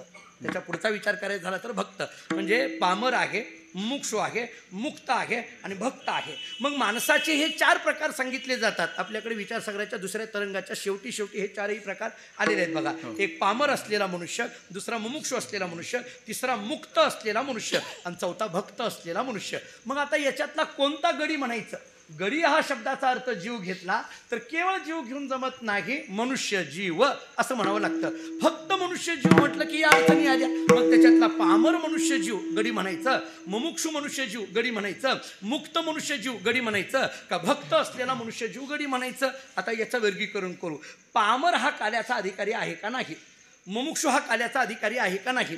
मुक्त हा काल्याचा अधिकारी आहे का नाही? आणि भक्त हा काल्याचा अधिकारी आहे का नाही? असा विकल्पाने विचार करा. आता पामराचाच विचार करायचा झाला तर जन तरी देखे गुंतले संसारी, स्मरण तो त्यांचे त्यासी नाही. अहो याला कालान काही याच्या जीवनात फक्त कालवा आहे, त्यामुळे त्याला काही इकडं काल्याचा ह्याचा त्याचा विचार करायचा विषयच येत नाही. मग पामर असलेला जो मनुष्य जीव आहे तो काही इकडं काल्याचा किंवा तो त्याला गडी म्हणता येत नाही. बरं ठीक आहे. आता ते पामराची वर्णनं अमुक तमुक करण्यात वेळ घेत नाही. दुसरा विचार करा. मुमुक्षु याला विचार करा. म्हटले मुमुक्षूचा विचार करताना वेदांतांनी व्याख्या काय सांगितली, मोक्षेच्छेवान मुमुक्षू. अहो त्याला काल्याची कुठं अपेक्षा आहे, त्याला मोक्षाची अपेक्षा आहे. किंवा ज्ञानोबाराय सांगतात, जे भव स्वर्गा उभगले मुमुक्षू योग नावा बळगले पुढती न यो या निघाले पैजा. जे ज्ञानोबाराय 13व्या अध्यायामध्ये आम्हाला अशा पद्धतीची व्याख्या करतात. मग मुमुक्षू असलेला मनुष्य जीव तोही गडी म्हणता येत नाही. पामर असलेला मनुष्य जीव तोही गडी म्हणता येत नाही. मुमुक्षू असलेला मनुष्य जीव तोही गडी म्हणता येत नाही. मुक्त असलेला मनुष्य जीव त्याला गडी म्हणा. अहो त्याचं काही राहिलंच नाही ना, चौथी याची ठाई काहीच करणे नाही. धन्य होम कर्तव्य मे न विद्यते किंचित धन्य होम प्राप्तव्यम सर्वम अद्य संपन्नम. ही स्थिती जर मुक्ताची सांगितली जात असेल पण शिकाऱ्यांनी, तर त्याला काही कर्तव्य, त्याला काला हवा नको अपेक्षा अमुक तमुक काही स्वतः करता घ्यायचंही राहिलं नाही आणि काही दुसऱ्या करता द्यायचंही आता त्याच्या जीवनात राहिलेलं नाही. त्यामुळे मुक्त असलेला मनुष्य जीव हाही गडी म्हणता येत नाही. काय झालं, पामर असलेला मनुष्य जीव गडी म्हणता येत नाही. मुमुक्षु असलेला मनुष्य जीव गडी म्हणता येत नाही. मुक्त असलेला मनुष्य जीव हाही गडी म्हणता येणार नाही. मग कोण राहिला आता, भक्त असलेला मनुष्य जीव हाच गडी म्हणावा लागेल. ठीक आहे ना, मग त्याला गडी म्हणा. असं म्हटलं तरी अडचण आहे. म्हटले काय अडचण आहे, त्या भक्तात पुन्हा 4 प्रकार केले ना, अर्थ भक्त, अर्थार्थी भक्त, बरोबर आहे, जिज्ञासू भक्त, ज्ञानीच भरतर्षभ. भगवान स्वतः सांगतात ना ज्ञानीच, असे 4 प्रकार केले ना. मग अर्थ असलेला मनुष्य जीव तो भक्त, तो काल्याचा अधिकारी किंवा गडी म्हणायचा. अर्थार्थी असलेला मनुष्य जीव भक्त गडी म्हणायचा का, जिज्ञासू असलेला मनुष्य जीव भक्त गडी म्हणायचा का, ज्ञानी असलेला मनुष्य जीव भक्त गडी म्हणायचा, असा विकल्प करावा लागेल ना. मग आता त्याचा विस्तार पुन्हा करा. मुळात अर्थ कुणाला म्हणायचं, संकट समयी देवाचं भजन करणाऱ्याला. नेहमीच्या व्याख्या जास्त वेळ घेत नाही. अर्थ या शब्दाचा अर्थ संकट समयी. आमच्याकडे कानडीमध्ये एक म्हण आहे, कन्नडमध्ये असं म्हटलं जातं, संकट बंदा ग व्यंकटरमणा गोविंदा गोविंदा. मलाही तेवढंच येतं आहे, जास्त विचारू नका, तेवढंच येते मला कन्नडमध्ये. पण आमच्याकडे कन्नडमध्ये एक म्हण म्हटली जाते. म्हणजे काय, संकटाच्या वेळेला देवाचं स्मरण केलं जातं. ठीक आहे, अर्थभक्त, त्याला उदाहरण दिलं जातं ते गजेंद्राचं. नेहमीचं उदाहरण दिलं जातं. कबीर महाराजांचा दोहाही प्रसिद्ध आहे, ह कहे लचुमिया ती कहे गजराज आगे लगत गोली पिछे होता आवाज. जेवायला बसले होते म्हणे, ताबडतोब गेले, त्याला त्याच्यातून काढलं, त्याला काय दिली, मुक्ती दिली, सलोकता मुक्ती दिली. ते एका भागवतकारांच्या मुखातून एक भाव ऐकला, खरा खोटा आता तुम्ही भागवताच्या संबंधाने तुम्ही आम्हाला सांगा. मी कालच त्यांना म्हटलं होतं, अर्ध मी करतो अर्ध तुम्ही करा, असं कालच त्यांना सांगितलं होतं. तर भागवतामध्ये एका भागवतकारांच्या मुखातून मी ऐकलं, त्यांनी असं सांगितलं, काय झालं म्हणे की जेव्हा गजेंद्र वरती पोहोचले, वैकुंठ लोकांना धामाला पोहोचले, आणि पोहोचल्यानंतर काय झालं, गजेंद्राला आनंद झाला की मला सलोकता मुक्ती मिळाली बाबा आता, कारण वैकुंठ धामाला आलो ना मी. पण अशी गंमत झाली, ज्या मगरीनं पाय पकडला होता ती मगर त्याच्या अगोदर हजर होती. ती मगर अगोदर हजर होती. ते गजेंद्रांनी विचारलं, देवा हे काय प्रकार आहे. म्हटले, या मगरीनं मला त्रास दिला म्हणून मी हाक मारली, तर हिलाच अगोदर आणि मी नंतर. म्हटले म्हणजे याला काय अर्थ आहे का, पिणारी पहिल्या पंक्तीला आणि अशातला भाग झाला ना, अशातला भाग झाला ना. म्हटलं हे कसं काय, म्हटले काय, म्हटले हे काय करायचं, असं कसं काय. भगवान म्हटले, हे बघ, माझ्यावर तसा आरोप बिरोप करू नको, हे माझ्यामुळं काही नाही, हे सगळं तुझ्यामुळं झालं. म्हटले माझ्यामुळं काय. ते म्हटले, हे बघा, त्या मगरीनं तुझा पाय पकडला होता का. म्हटले हो, माझा तुझा पाय नक्की पकडला होता ना. हो म्हटले, त्याच्यामुळे तर हाक मारली ना, पाय पकडला होता. मग माझा एक नियम आहे, म्हटले माझं जरी दर्शन एखाद्याने नाही घेतलं, पण जो माझ्या भक्ताच्या पाया पडतो त्याला मी ताबडतोब वैकुंठ धामाला घेऊन जातो, म्हणून घेऊन गेलो. म्हटले भाव काढलाय, भाव पद्धतीनेच ऐका. आणि मी अनेकदा म्हणत असतो, ज्याला जसं भगवंताची कृपा होईल तसे भाव निघत असतात. भाव काढावे, वाढवण्यापेक्षा भाव काढत राहिलेले चांगले असतात. चांगला भाव निघत आहे, ज्याच्या त्याच्या बुद्धीच्या प्रमाणे काढा. जाऊ द्या, मला त्याच्यात गुंतायचं नाही. अर्थ असलेला भक्त हाही काही काल्याचा अधिकारी किंवा गडी म्हणता येत नाही. अर्थार्थी तो तर पैशाच्या दृष्टीने आहे. अर्थार्थीचा विचार केला तर तो फक्त आर्थिक संपत्तीच्या दृष्टीने भक्ती करतोय ना, मग तोही काही इकडं गडी म्हणता येणार नाही, काल्याचा अधिकारी म्हणता येणार नाही. बरं, म्हणजे जिज्ञासूचा विचार करा, त्याला पाहिजे ती मुक्तीच. तो पुन्हा जिज्ञासू येतो, तो तिथंच येतो ना. म्हटले तोही काही काल्याचा अधिकारी नाही. मग शेवट काय राहिला, ज्ञानीच भरतर्षभ. म्हणजे असं झालं, ज्ञानी असलेला जो मनुष्य जीव भक्त तो या ठिकाणी गडी म्हणून घ्यावा लागेल. मग भगवान म्हणतात, असे जे असलेले ज्ञानी असलेले भक्त असलेले जे मनुष्य जीव, त्यांनाच निका वैष्णव म्हणा, आणि ते माझे गडी आहेत. विठ्ठल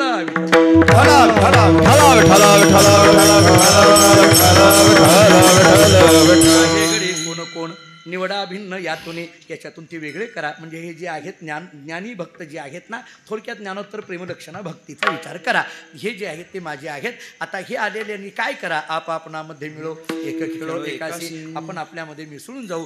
जे इकडं आलेले नाहीत, तिकडं आलेले नाहीत, त्यांना काय करा, हे जन्म मरणाच्या खेळाला घाबरलेले आहेत. घाबरियाच्या मुडा काड्या, धाडा भ्याडा वळतिया. ही वळती एक गाईची वळती आहे आणि दुसरी आहे ती जन्म मरणाची वळती आहे. ते इकडे येत नाहीत, ती वळती करण्याकरता जाऊ द्या. आणि म्हणून असे जे कोण आहेत ते कोण आहेत, तर त्याचं वर्णन अभंगाच्या शेवट. तुका म्हणे विटाळशी, तुका म्हणे विटाळशी,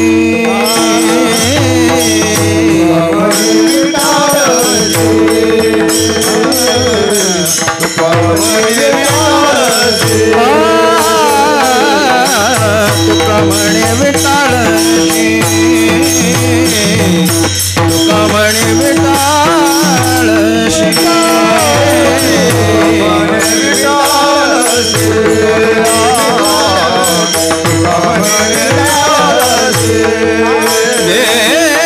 देवापाशी नसावे, देवापाशी नसावे, आपापणामध्ये मिळू, हो आपापणामध्ये मिळू.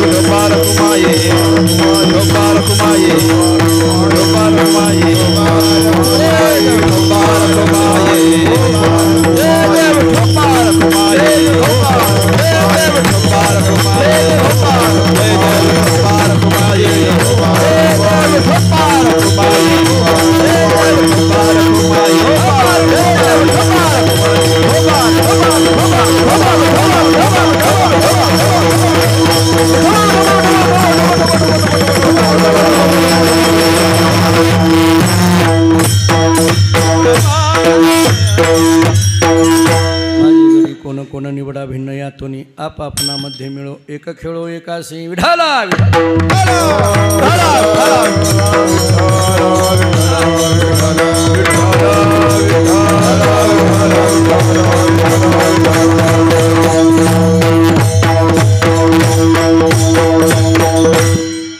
या अभंगाचा विचार करताना चारही चरणाचा धावत्या वेळेमध्ये आपण विचार करून आलो. ठीक आहे, या अभंगामधून भगवंतांनी जो काल्याचा विचार सांगितला, तो काला घ्यायचा कोणी, काला द्यायचा कोणी, काला म्हणजे काय, काल्याच्या पद्धतीने काला घेत असताना करायचं काय, या सगळ्या गोष्टी सांगितल्या. काल्याच्या कीर्तनामध्ये भगवान श्रीकृष्ण परमात्म्याच्या चरित्राचं वर्णन करावं असा नियम आहे. अगदी थोडक्यामध्ये 2-5 मिनिटामध्ये चरित्राचं वर्णन करतो. वेळ संपत आली म्हणण्यापेक्षा होऊन पुढे गेलेली आहे, त्यामुळे जास्त वेळ घेत थांबत नाही. भगवान श्रीकृष्ण परमात्म्याच्या अवतारापासूनचं चरित्र आहे. भगवान अवताराला येतात, श्रावण महिना आहे, वद्य पक्ष आहे, अष्टमी तिथी आहे, भगवान अवताराला येतात. भगवान अवताराला आले, आता ते चंद्रवंशामध्ये भगवान अवताराला येतात. का, त्याची कारणं काय, पुष्कळ पद्धतीने वर्णन आपल्याला भक्तिशास्त्राने केलेलं दिसून येतं. खरं तर भगवंताचा पहिला अवतार राम नावाचा अवतार जो होता तो सूर्यवंशामध्ये झाला आणि नंतर कृष्ण नावाचा अवतार आहे तो चंद्रवंशामध्ये झाला. राम ज्यावेळेस सूर्यवंशामध्ये अवताराला आले का नाही असं सांगतात की तेव्हा चंद्र नाराज झाला. राम अवताराला आल्यानंतर चंद्र नाराज झाले. का झाले, कारण रामाने अवतार कुठे घेतला, सूर्यवंशामध्ये. चंद्राला विचारलं रामाने, काय झालं बाबा, तू का नाराज झालास? ते म्हटले काही नाही, तुम्ही अवतार कुठे घेतला? म्हटले सूर्यवंशामध्ये. आता चर्चा कोणाची होणार? सूर्याची. गवगाव कोणाचा होणार? सूर्याचा. गर्दी कोणाच्या दारात? सूर्याच्या. आम्हाला कोणी विचारतंय? म्हटले आता येणं जाणं आवक जावक सगळे गाड्या घोडे नोकर चाकर सगळे त्यांच्या दारात. म्हटले आम्हाला कोण विचारतंय? म्हटले याचा अर्थ मला कधी कधी आश्चर्य वाटतं, चंद्र हा सूर्याचा शेजारी आहे, परंतु शेजाऱ्याच्या घरात चांगलं झालं की आपल्याला वाईट वाटणं ही परंपरा तेव्हापासूनची आहे. ते काय आत्ता अशातला भाग नाही. रामाने सांगितलं काळजी करू नको. म्हटले आता जरी मी रामाचा अवतार इथं सूर्यवंशामध्ये घेतला असला तरी पुढला कृष्ण नावाचा अवतार मी तुझ्या वंशामध्ये चंद्रवंशामध्ये घेतो. मग काय अडचण नाही ना. कृष्ण नावाचा अवतार घेतो ना चंद्रवंशामध्ये. झालं, सगळ्याला आनंद झाला. चंद्रालाही आनंद झाला असं वाटत होतं, पण तरी चंद्र नाराज. रामाने विचारलं आता काय झालं? पुढला अवतार घेतो म्हटलंय ना. चंद्राने सांगितलं पुढलं काय खरं आहे, 6 महिने राहिलेत फक्त. पुढलं काय खरं आहे? म्हटले आत्ता काय द्यायचं आहे, तो विस्तार करायचा आहे, तो आत्ता करा, काहीतरी पदरात टाका. काय खरं आहे? म्हटले ते पुढलं नका सांगू. म्हटले आत्ता काहीतरी द्या. म्हटले रामाने विचार केला आता काय द्यावं. मग प्रभू रामाने सांगितले एक काम करू. म्हटले आत्ता जरी माझं राम नाव हे असलं तरी त्या राम नावाला तुझं नाव जोडतो, रामचंद्र असं म्हणून घेतो. मग काही अडचण नाही ना. झालं, सगळे आनंदी. भगवान अवताराला आले. आल्याबरोबर सोडा सोडा मिठी, लपवा लपवा जगजेठी, जणी कंसासी कळेल माझ्या बाळासी मारेल. घाबरलेली जी वसुदेव देवकी भगवान सांगतात नंदाच्या घराला, भजनी गोकुळाला नंदबाबाच्या घरी घेऊन आले. बातमी सगळीकडे कळाली. अनेक जण गोपिका गवळणी पाहण्याकरता धावत येऊ लागल्या. आता श्रीमद भागवतामध्ये वेगवेगळे भाव काढलेले आहेत. असं सांगतात की एक गोपिका धावत होती. धावत असताना तिच्या डोक्यावरची फुलं खाली पडली. खाली पडल्यानंतर ती गोपिका थांबली आणि ती फुलं उचलायला लागली. त्या फुलाला वाचा फुटले आणि त्या फुलांनी सांगितलं गोपिके मला उचलू नकोस, तू कृष्ण दर्शनाला निघालीस ना, मग मला उचलू नको. का उचलू नको? त्या फुलांनी सांगितलं हे पहा, तू मला उचलण्याकरता उचलून आता डोक्यावर ठेवणार ना तू, म्हणजे मला उचलण्याकरता तुझी वेळ जाणार. खाली वाकायचं, मला हातात घ्यायचं, मग डोक्यावर ठेवायचं, याला वेळ जाणार. म्हटले हो वेळ जाणार. म्हटले मग कृष्ण दर्शनाला निघालेली तू आणि तू मला उचलण्यामध्ये तुझा वेळ जाणं म्हणजे भगवत दर्शनाला जाणाऱ्या माणसाला माझा प्रतिबंध होण्यासारखा आहे. आणि म्हणून देवाचं दर्शन करणाऱ्याला आपला प्रतिबंध होऊ नये म्हणून मला उचलण्याकरता तो वेळ घालवू नको. थोडक्यात फूल उचलण्या इतकी वेळही माणसाने घालवू नये, तितक्या तत्परतेने देवाचं दर्शन घ्यावं. आणि दुसरा भाव असा काढला म्हणे, त्या फुलांनी सांगितलं एक काम कर, आता उचलून मला डोक्यावर ठेवू नको. ते फूल म्हणतं गोपिके मी तुझ्या पायाजवळ आहे ना, मग आता उचलून मला डोक्यावर ठेवू नको. त्या गोपिकेने विचारलं का? त्या फुलांनी गोड उत्तर दिलं. त्या फुलांनी सांगितलं ज्याला कृष्ण दर्शन झालं त्याच्या डोक्यावर बसायचं नसतं, पायाजवळच राहायचं असतं म्हटले, त्यामुळे मला पायाजवळच राहू दे. झालं, त्या गोपिकांची गर्दी यशोदेच्या अंगणामध्ये होत होते. सगळ्या येऊ लागल्या, पाहू लागल्या. आता ते पाहतानाचं वर्णन भागवताने गोड केले. त्रिभुवन कमनम तमाल वर्णम रविकर गौरव रामभरम दधाने वपुरलक कुलाव्रतान नाब्जम विजय सखेरतिरस्तुमी नवद्या. नाथबाबा सांगतात श्रीकृष्णाची या सौंदर्यापुढे लक्ष्मी भुलोनी झाली वेडे, मदन पोटा आले बापुडे ते तर कोणीकडे इंद्रचंद्र तुकोबाराय बोलतात राजस सुकुमार मदनाचा पुतळा झालं. सगळीकडे गर्दी होऊ लागली, सगळेजण पाहू लागली. जेवढं चांगलं तेवढी अनेक संकट येऊ लागली. आगासूर बकासूर पुतना मावशी महाबळ भट्ट सगळी संकटही तिथे येऊ लागली. अनेक संकट येत होते. काय झालं म्हणे, केशी नावाच्या दैत्याची एक छोटी कथा सांगून संपून जातो. केशी नावाचा दैत्य तिथं कंसाच्या दरबारामध्ये होता आणि एके दिवशी कंस असा डोक्याला हात लावून बसलेला. केशी नावाच्या दैत्यांनी सांगितलं, कंसा काळजी करू नको म्हटले का तुला चिंता आहे ना त्या कृष्णाची, मी जातो गोकुळामध्ये आणि कृष्णाला मारूनच येतो म्हटले. मी जातो आणि मारूनच येतो. त्या कंसाने सांगितलं, असं म्हणूनच जी गेली ती माघारी आलीच नाही.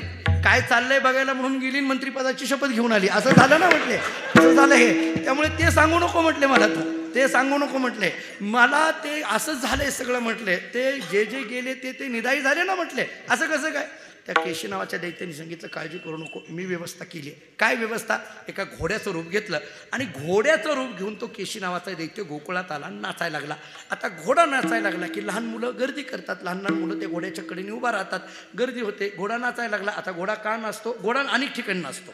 अलीकडे काळात तर घोडा अनेक ठिकाणी नाचतो. घोडा का नाचतो हे घोड्यावर बसलेल्या गाढवाला कळत नाही, ती गोष्ट निराळी, पण घोडा नाचतो. काय माणसं, माऊली मला एकदा एका लग्नाला गेलो, उशीर लागायला लागला. अलीकडल्या काळामध्ये पत्रिकेतली मुहूर्त पत्रिकेपुरतीच आहेस का काय कोणास ठाऊक अशी शंका येऊ लागते. लग्न वेळेवर लागतच नाहीत. कित्येकदा 2-2, 3-3 तास लग्न उशिरा लागली दिसून येतात. मी गेलो, 2 तास झालं लग्न लवकर ते लागेना, काय वेळेवर. मग बसलो होतं, एकाने मला विचारलं, महाराज काय झालं. म्हटलं मला काय माहिती, कुणीतरी येऊन सांगितलं घोडा नाचायला लागला. एकाने मला विचारलं, महाराज हा लग्नामध्ये घोडा का नाचतो. आता मला काय माहिती त्याचं, मी घोडेवाला आहे का नाचवणार आहे काय, मला काय माहिती. म्हटलं नाही मला माहिती. ते म्हटले असं कसं काय, महाराज म्हणून घेता की याचा अर्थ महाराजाला सगळं असलं सुद्धा माहीत पाहिजे. मी म्हटलं माहीत आहे मला. ते म्हटलं सांगा बरं. मी एका वाक्यात उत्तर दिलं. तो म्हटलं घोडा का नाचतो, तो घोडा त्या नवरदेवाला सांगतोय लग्न झाल्यावर असंच नाचायचं आहे, बघून घे म्हणून नाचतो. बाकी काय म्हटलं, काय उत्तर द्यावी मला सांगा ना. झालं, घोडा नाचायला लागला, गोपाळ येऊ लागले, कडेने उभा राहिले, पाहत होते. आणि मग पाहता तो जो घोडा आहे केशी नावाचा दैत्य त्या सगळ्या गोपाळांकडे पाहायला लागला, पण कृष्ण दिसेना ना. त्या केशी नावाच्या दैत्याला विचार वाटायला लागलं, मी घोडा झालो कोणा करता, कृष्णा करता. इथं बाकीचे गोपाळ आहेत पण कृष्ण नाही आहे ना. वाट बघायला लागला, गोपाळांकडे नाचायचा, पुन्हा दुसऱ्या गोपाळाकडे, पुन्हा तिसऱ्या गोपाळाकडे, पण कृष्ण दिसत नाही तोपर्यंत सगळ्या गोपाळाकडे धावायचा. ही बातमी कृष्णाला कळाली. भगवंतांनी विचार केला, आपलं गिराईक चौकात येऊन नाचतंय, आपण काय करतोय घरात. म्हटले चला बाहेर. भगवान बाहेर पडले, हळूहळू त्या अंगणामध्ये आले, बाहेर पडले, चौकामध्ये आले. जे गोपाळ अशी उभा राहिले होते ना, त्या गोपाळात अलगद पद्धतीने जाऊन उभे राहिले. उभे राहिल्याबरोबर त्या केशी नावाच्या दैत्याने म्हणजे घोड्याने पाहिलं. कृष्णाला पाहिल्याबरोबर तो घोडा मात्र पुन्हा पुन्हा भगवंताच्या समोर येऊन नाचायला लागला. पुन्हा पुन्हा इकडं जायचं आणि देवाच्या समोरच येऊन नाचायचं. बाकीचे गोपाळ विचार करायला लागले, कृष्णा तू जोपर्यंत नव्हतास तोपर्यंत हा घोडा आमच्या सगळ्यांच्या जवळ येऊन नाचायचा. तू आल्यापासून मात्र सारखं तुझ्याजवळच नाचायला लागलाय. तुझी नीची ओळख आहे का रे पूर्वीची. भगवंतांनी सांगितलं, माझी नीची ओळख नाही, पण ज्याचं मरण जवळ येतं ती माझ्याजवळ येतात, बाकी काही नाही म्हटलंय. एवढाच भाग आहे. आणि भगवंतांनी अशी शेपटी ओढली. ओढल्याबरोबर तो घोडा भितरला, अंगावर लाथा मारायला लागला. भगवान असे पुढे गेले, एका दगडावर उभा राहिले, अशी लात मारणार. भगवंतांनी त्याच्या जबड्यात हात घातला, मूठ अशी वाढवायला सुरुवात केली. वाढवत वाढवत त्या जबड्याचे 2 भाग झाले. तो घोडा जागेवर मेला. केशी नावाचा दैत्य जागेवर मेला. नारद मुनी प्रगट होतात, बाळकृष्णाकडे पाहतात आणि म्हणतात, कृष्णा केशी नावाच्या दैत्याला तू मारलंस ना, आजपासून जगातली लोक तुला केशव या नावाने हाक मारतील. विठाला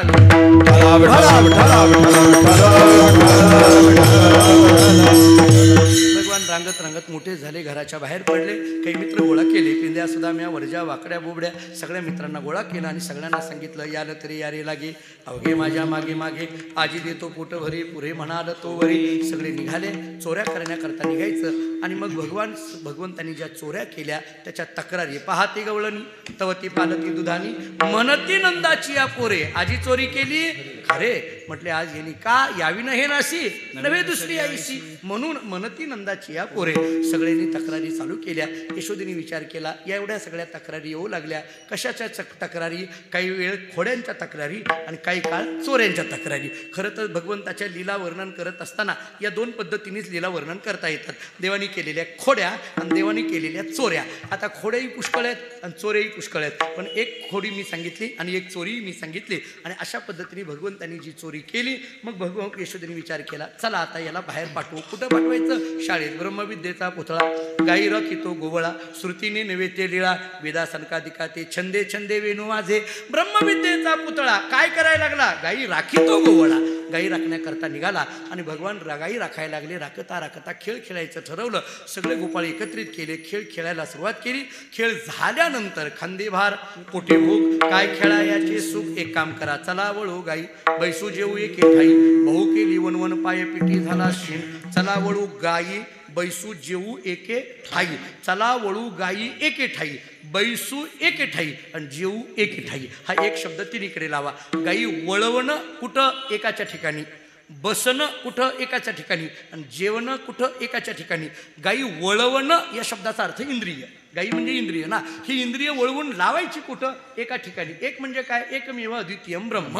आता बसायचं म्हणजे स्थिर व्हायचं कुठं? एकाच्या ठिकाणी, म्हणजे ब्रह्मस्वरूपाच्या ठिकाणी स्थिर व्हायचं.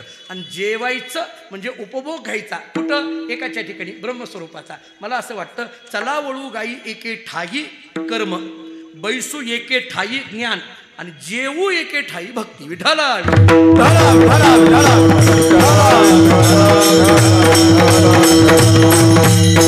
कर्म तरी ज्ञान तरी भक्ती तरी एकाच्या संबंधाने करू.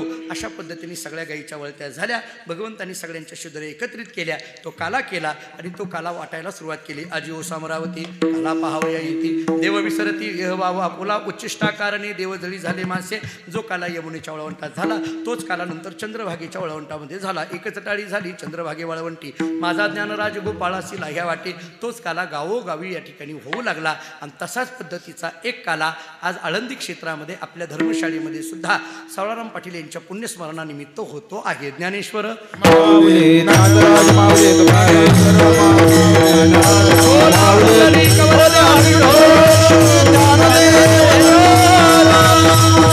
ज्ञानेश्वर माऊली, ज्ञानराज माऊली तुकाराम,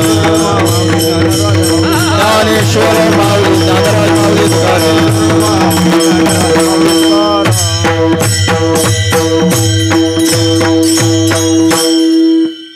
तुका म्हणे विटाळशी देवापाशी नसावी, आप आपणामध्ये मिळो एक खेळो एकाशी. असं झालेली सेवा भगवंताच्या चरणी, ज्ञानोबा तुकोबारायांच्या चरणी, मी ज्या परंपरेत जन्माला आलो त्या संत मानकोजी बोधले महाराजांच्या चरणी आणि आपल्या सर्वांच्या चरणी ही सेवा समर्पित करतो. हरिभक्तीपरायण वैकुंठवासी सावळाराम पाटील यांच्या पुण्यस्मरणानिमित्त हा सोहळा 3 दिवसाचा उत्सव या ठिकाणी संपन्न होतो आहे. आपण सगळीजण, मी मगाशी बोलून गेलो की वामनबाबांची कृपा आपल्यावर आहे, सावळाराम महाराजांची कृपा आहे, अप्पा माऊलींची कृपा आहे, ज्ञानोबाराय तुकोबारायांच्या विचाराने प्रेरित झालेला हा सगळा जो पनवेल वगैरे हा सगळा पट्टा आहे तो ज्ञानोबाराय तुकोबारायांवर नितांत श्रद्धा ठेवून वारकरी संप्रदायामध्ये खूप मोठं भरीव काम करणारी आपण सगळी मंडळी आहात. तुकोबाराय ज्ञानोबारायांची कृपा अशी आहे की आपल्याकडे ऐहिक संपत्ती दिलेली आहे आणि पारमार्थिक संपत्तीही दिलेली आहे. ऐहिक संपत्ती ही धनाच्या रूपाने आहे आणि पारमार्थिक संपत्ती ही विचारांच्या रूपाने आहे. आणि त्यामुळे या दोन्ही संपत्तीचा आपल्याकडे योग्य पद्धतीने विनियोग व्हावा या दृष्टीने आपल्याकडून मग आळंदीची वारी असेल, देहूची वारी असेल, पंढरीची वारी असेल, या सगळ्या वाऱ्या आपल्याकडून होत आहेत. आपल्या या भूमीमध्ये मी गेल्या अनेक वर्षापासून या उत्सवामध्ये इथं येतो आहे. सगळीच अगदी पूजनीय आणि आदरणीय मंडळी आहेत. राजेश पाटील हे आमच्या सगळ्यांच्याच जवळचे आहेत आणि त्यांचं कार्य आम्ही सगळे जवळून ओळखतो आहोत. त्यांनी आपल्या वडिलांच्या प्रित्यर्थ हा सगळा जो खटाटोप केला असं म्हणायला हरकत नाही. आपल्या सगळ्यांना आणून 3 दिवस इथं अन्नदान ज्ञानदानासारखं काम होतं आहे. आता आपल्याला दुपारी प्रस्थानला जायचं आहे आणि आता आपण माऊलींच्या बरोबर तुकोबारांच्या बरोबर पंढरीपर्यंत आपला प्रवास चालू होणार आहे. खरं तर पालखी सोहळ्याचं महत्त्व आता जसं आपल्याकडे अनन्वय अलंकाराची उदाहरणं दिली जातात. पहा, समुद्र कोणासारखा, समुद्रासारखा, आकाश कोणासारखं, आकाशासारखं. तसं जर कुणी विचारलं पालखी सोहळा कोणासारखा, पालखी सोहळ्यासारखा. त्याला कशाचीही तुलना करता येत नाही, ते त्याच्याच सारखं. त्याने विचारलं पालखी सोहळा कसा, चालत ये कळल असं सांगता येत नाही. चालत चल मग कळेल ती काय असतंय ते. पालखी सोहळ्यामध्ये आपल्याकडून वरून पाऊस पडत असताना खालून आपण चालायचं, भजन करत करत चालायचं ही तिथं कळतं. आपल्याला दिलेली भाकरी आपणच कशी खायची ही तिथं कळतं. आपली वळकटी आपणच ट्रकमध्ये कशी टाकायची हे तिथं कळतं. म्हणून माऊली मी कधी कधी असं म्हणत असतो, पालखी सोहळा म्हणजे काय, ओळखीची माणसं सुद्धा ओळख दाखवत नाहीत, त्याचं नाव पालखी सोहळा असं म्हणतो. तिथं काही नाही. मला विचारा जयेश महाराज आम्ही चालायला होतो मिळून, पण जयेश महाराज मला लांबून जेहेरी करायची. एरवी बप्पा बप्पा करत जवळ येतात, पण एरवी पालखी सोहळ्यामध्ये मात्र सगळीच आम्ही महाराज मंडळी सगळे का कोण तिथं सगळे माऊलींची असतात, तिथं कोणी कोणाचं नसतं, सगळी ज्ञानोबा तुकोबारांची लेकरं असतात. पण तो आनंद आज आपल्याला आजपासून 18 दिवस या ठिकाणी घ्यायचा आहे. ज्ञानोबा तुकोबारांनी तो आनंद घेण्याची सद्बुद्धी आणि आनंद घेण्याचं सामर्थ्य आम्हाला द्यावं अशी प्रार्थना करतो. पुनश्च एकदा ही सेवा भगवत चरणी, ज्ञानोबा तुकोबारांच्या चरणी आणि आपल्या सर्वांच्या चरणी ही सेवा समर्पित करतो. पाटलांकडून अशाच पद्धतीचं कार्य या ठिकाणी होत राहावं. आळंदीतली सगळी महाराज मंडळी इथं उपस्थित आहेत. मी अनेक वेळेला आळंदीमध्ये कीर्तन करत असताना म्हणजे मी अनेक वेळेला म्हणजे थोड्या अंतःकरणातल्याच भावना बोलायच्या झाल्या तर याची जाणीव आपल्यालाही येत असेल. पहा, म्हणजे पंढरी क्षेत्रच आहे, नाही असं नाही, पण पंढरी आणि आळंदी क्षेत्रातला जर विचार करत असताना म्हणजे मन रमणं किंवा मनामध्ये अभ्यासाची बुद्धी जिथं येते ना ते आळंदी गाव आहे असं म्हणायला हरकत नाही. इथं आल्यानंतर जी सात्विकता निर्माण होते ती ज्ञानोबारायांची तुकोबारांची कृपा आहे असं म्हणायला हरकत नाही. त्यामुळे पुन्हा एकदा आपल्या सर्वांच्या चरणी नतमस्तक होऊन याच ठिकाणी सेवेला पूर्णायाम देतो. विठ्ठल जय जय विठ्ठल जय विठ्ठल जय जय विठ्ठल जय विठ्ठल जय जय विठ्ठल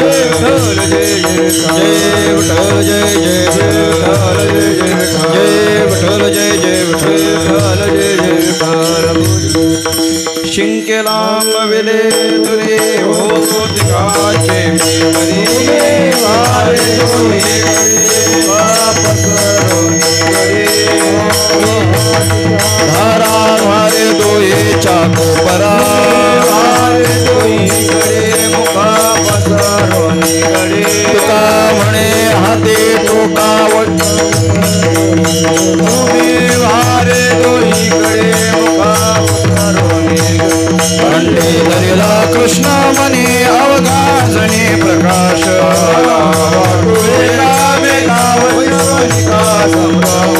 वाकुलिया ब्रह्मादिका उत्तम लोका दाखवला तुका म्हणे भूमंडळी आम्ही बळी विरगाडे तुका म्हणे भूमंडळी आम्ही बळी विरगाडे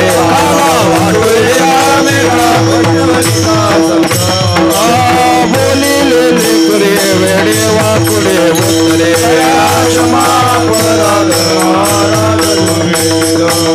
नाही विचारला अधिकार म्यापुला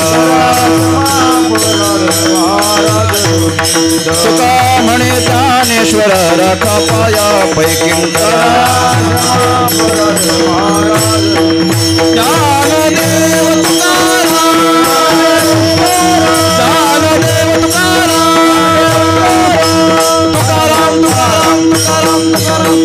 पुंडलिक वरदा हरि विठ्ठल श्री ज्ञानदेव तुकाराम पंढरीनाथ भगवान की जय. स्वामी ज्ञानेश्वर महाराज की. कोष्टी महाराज हे यूट्यूब चॅनल आजच सबस्क्राईब करा. बेल आयकॉनवर क्लिक करा. शुद्ध सांप्रदायिक चाली, कीर्तनं, प्रवचनं, कथा, पारायणं असे वारकरी संप्रदायाशी संबंधित व्हिडिओ पहा. आपणही पहा आणि इतरांनाही आग्रहपूर्वक सांगा.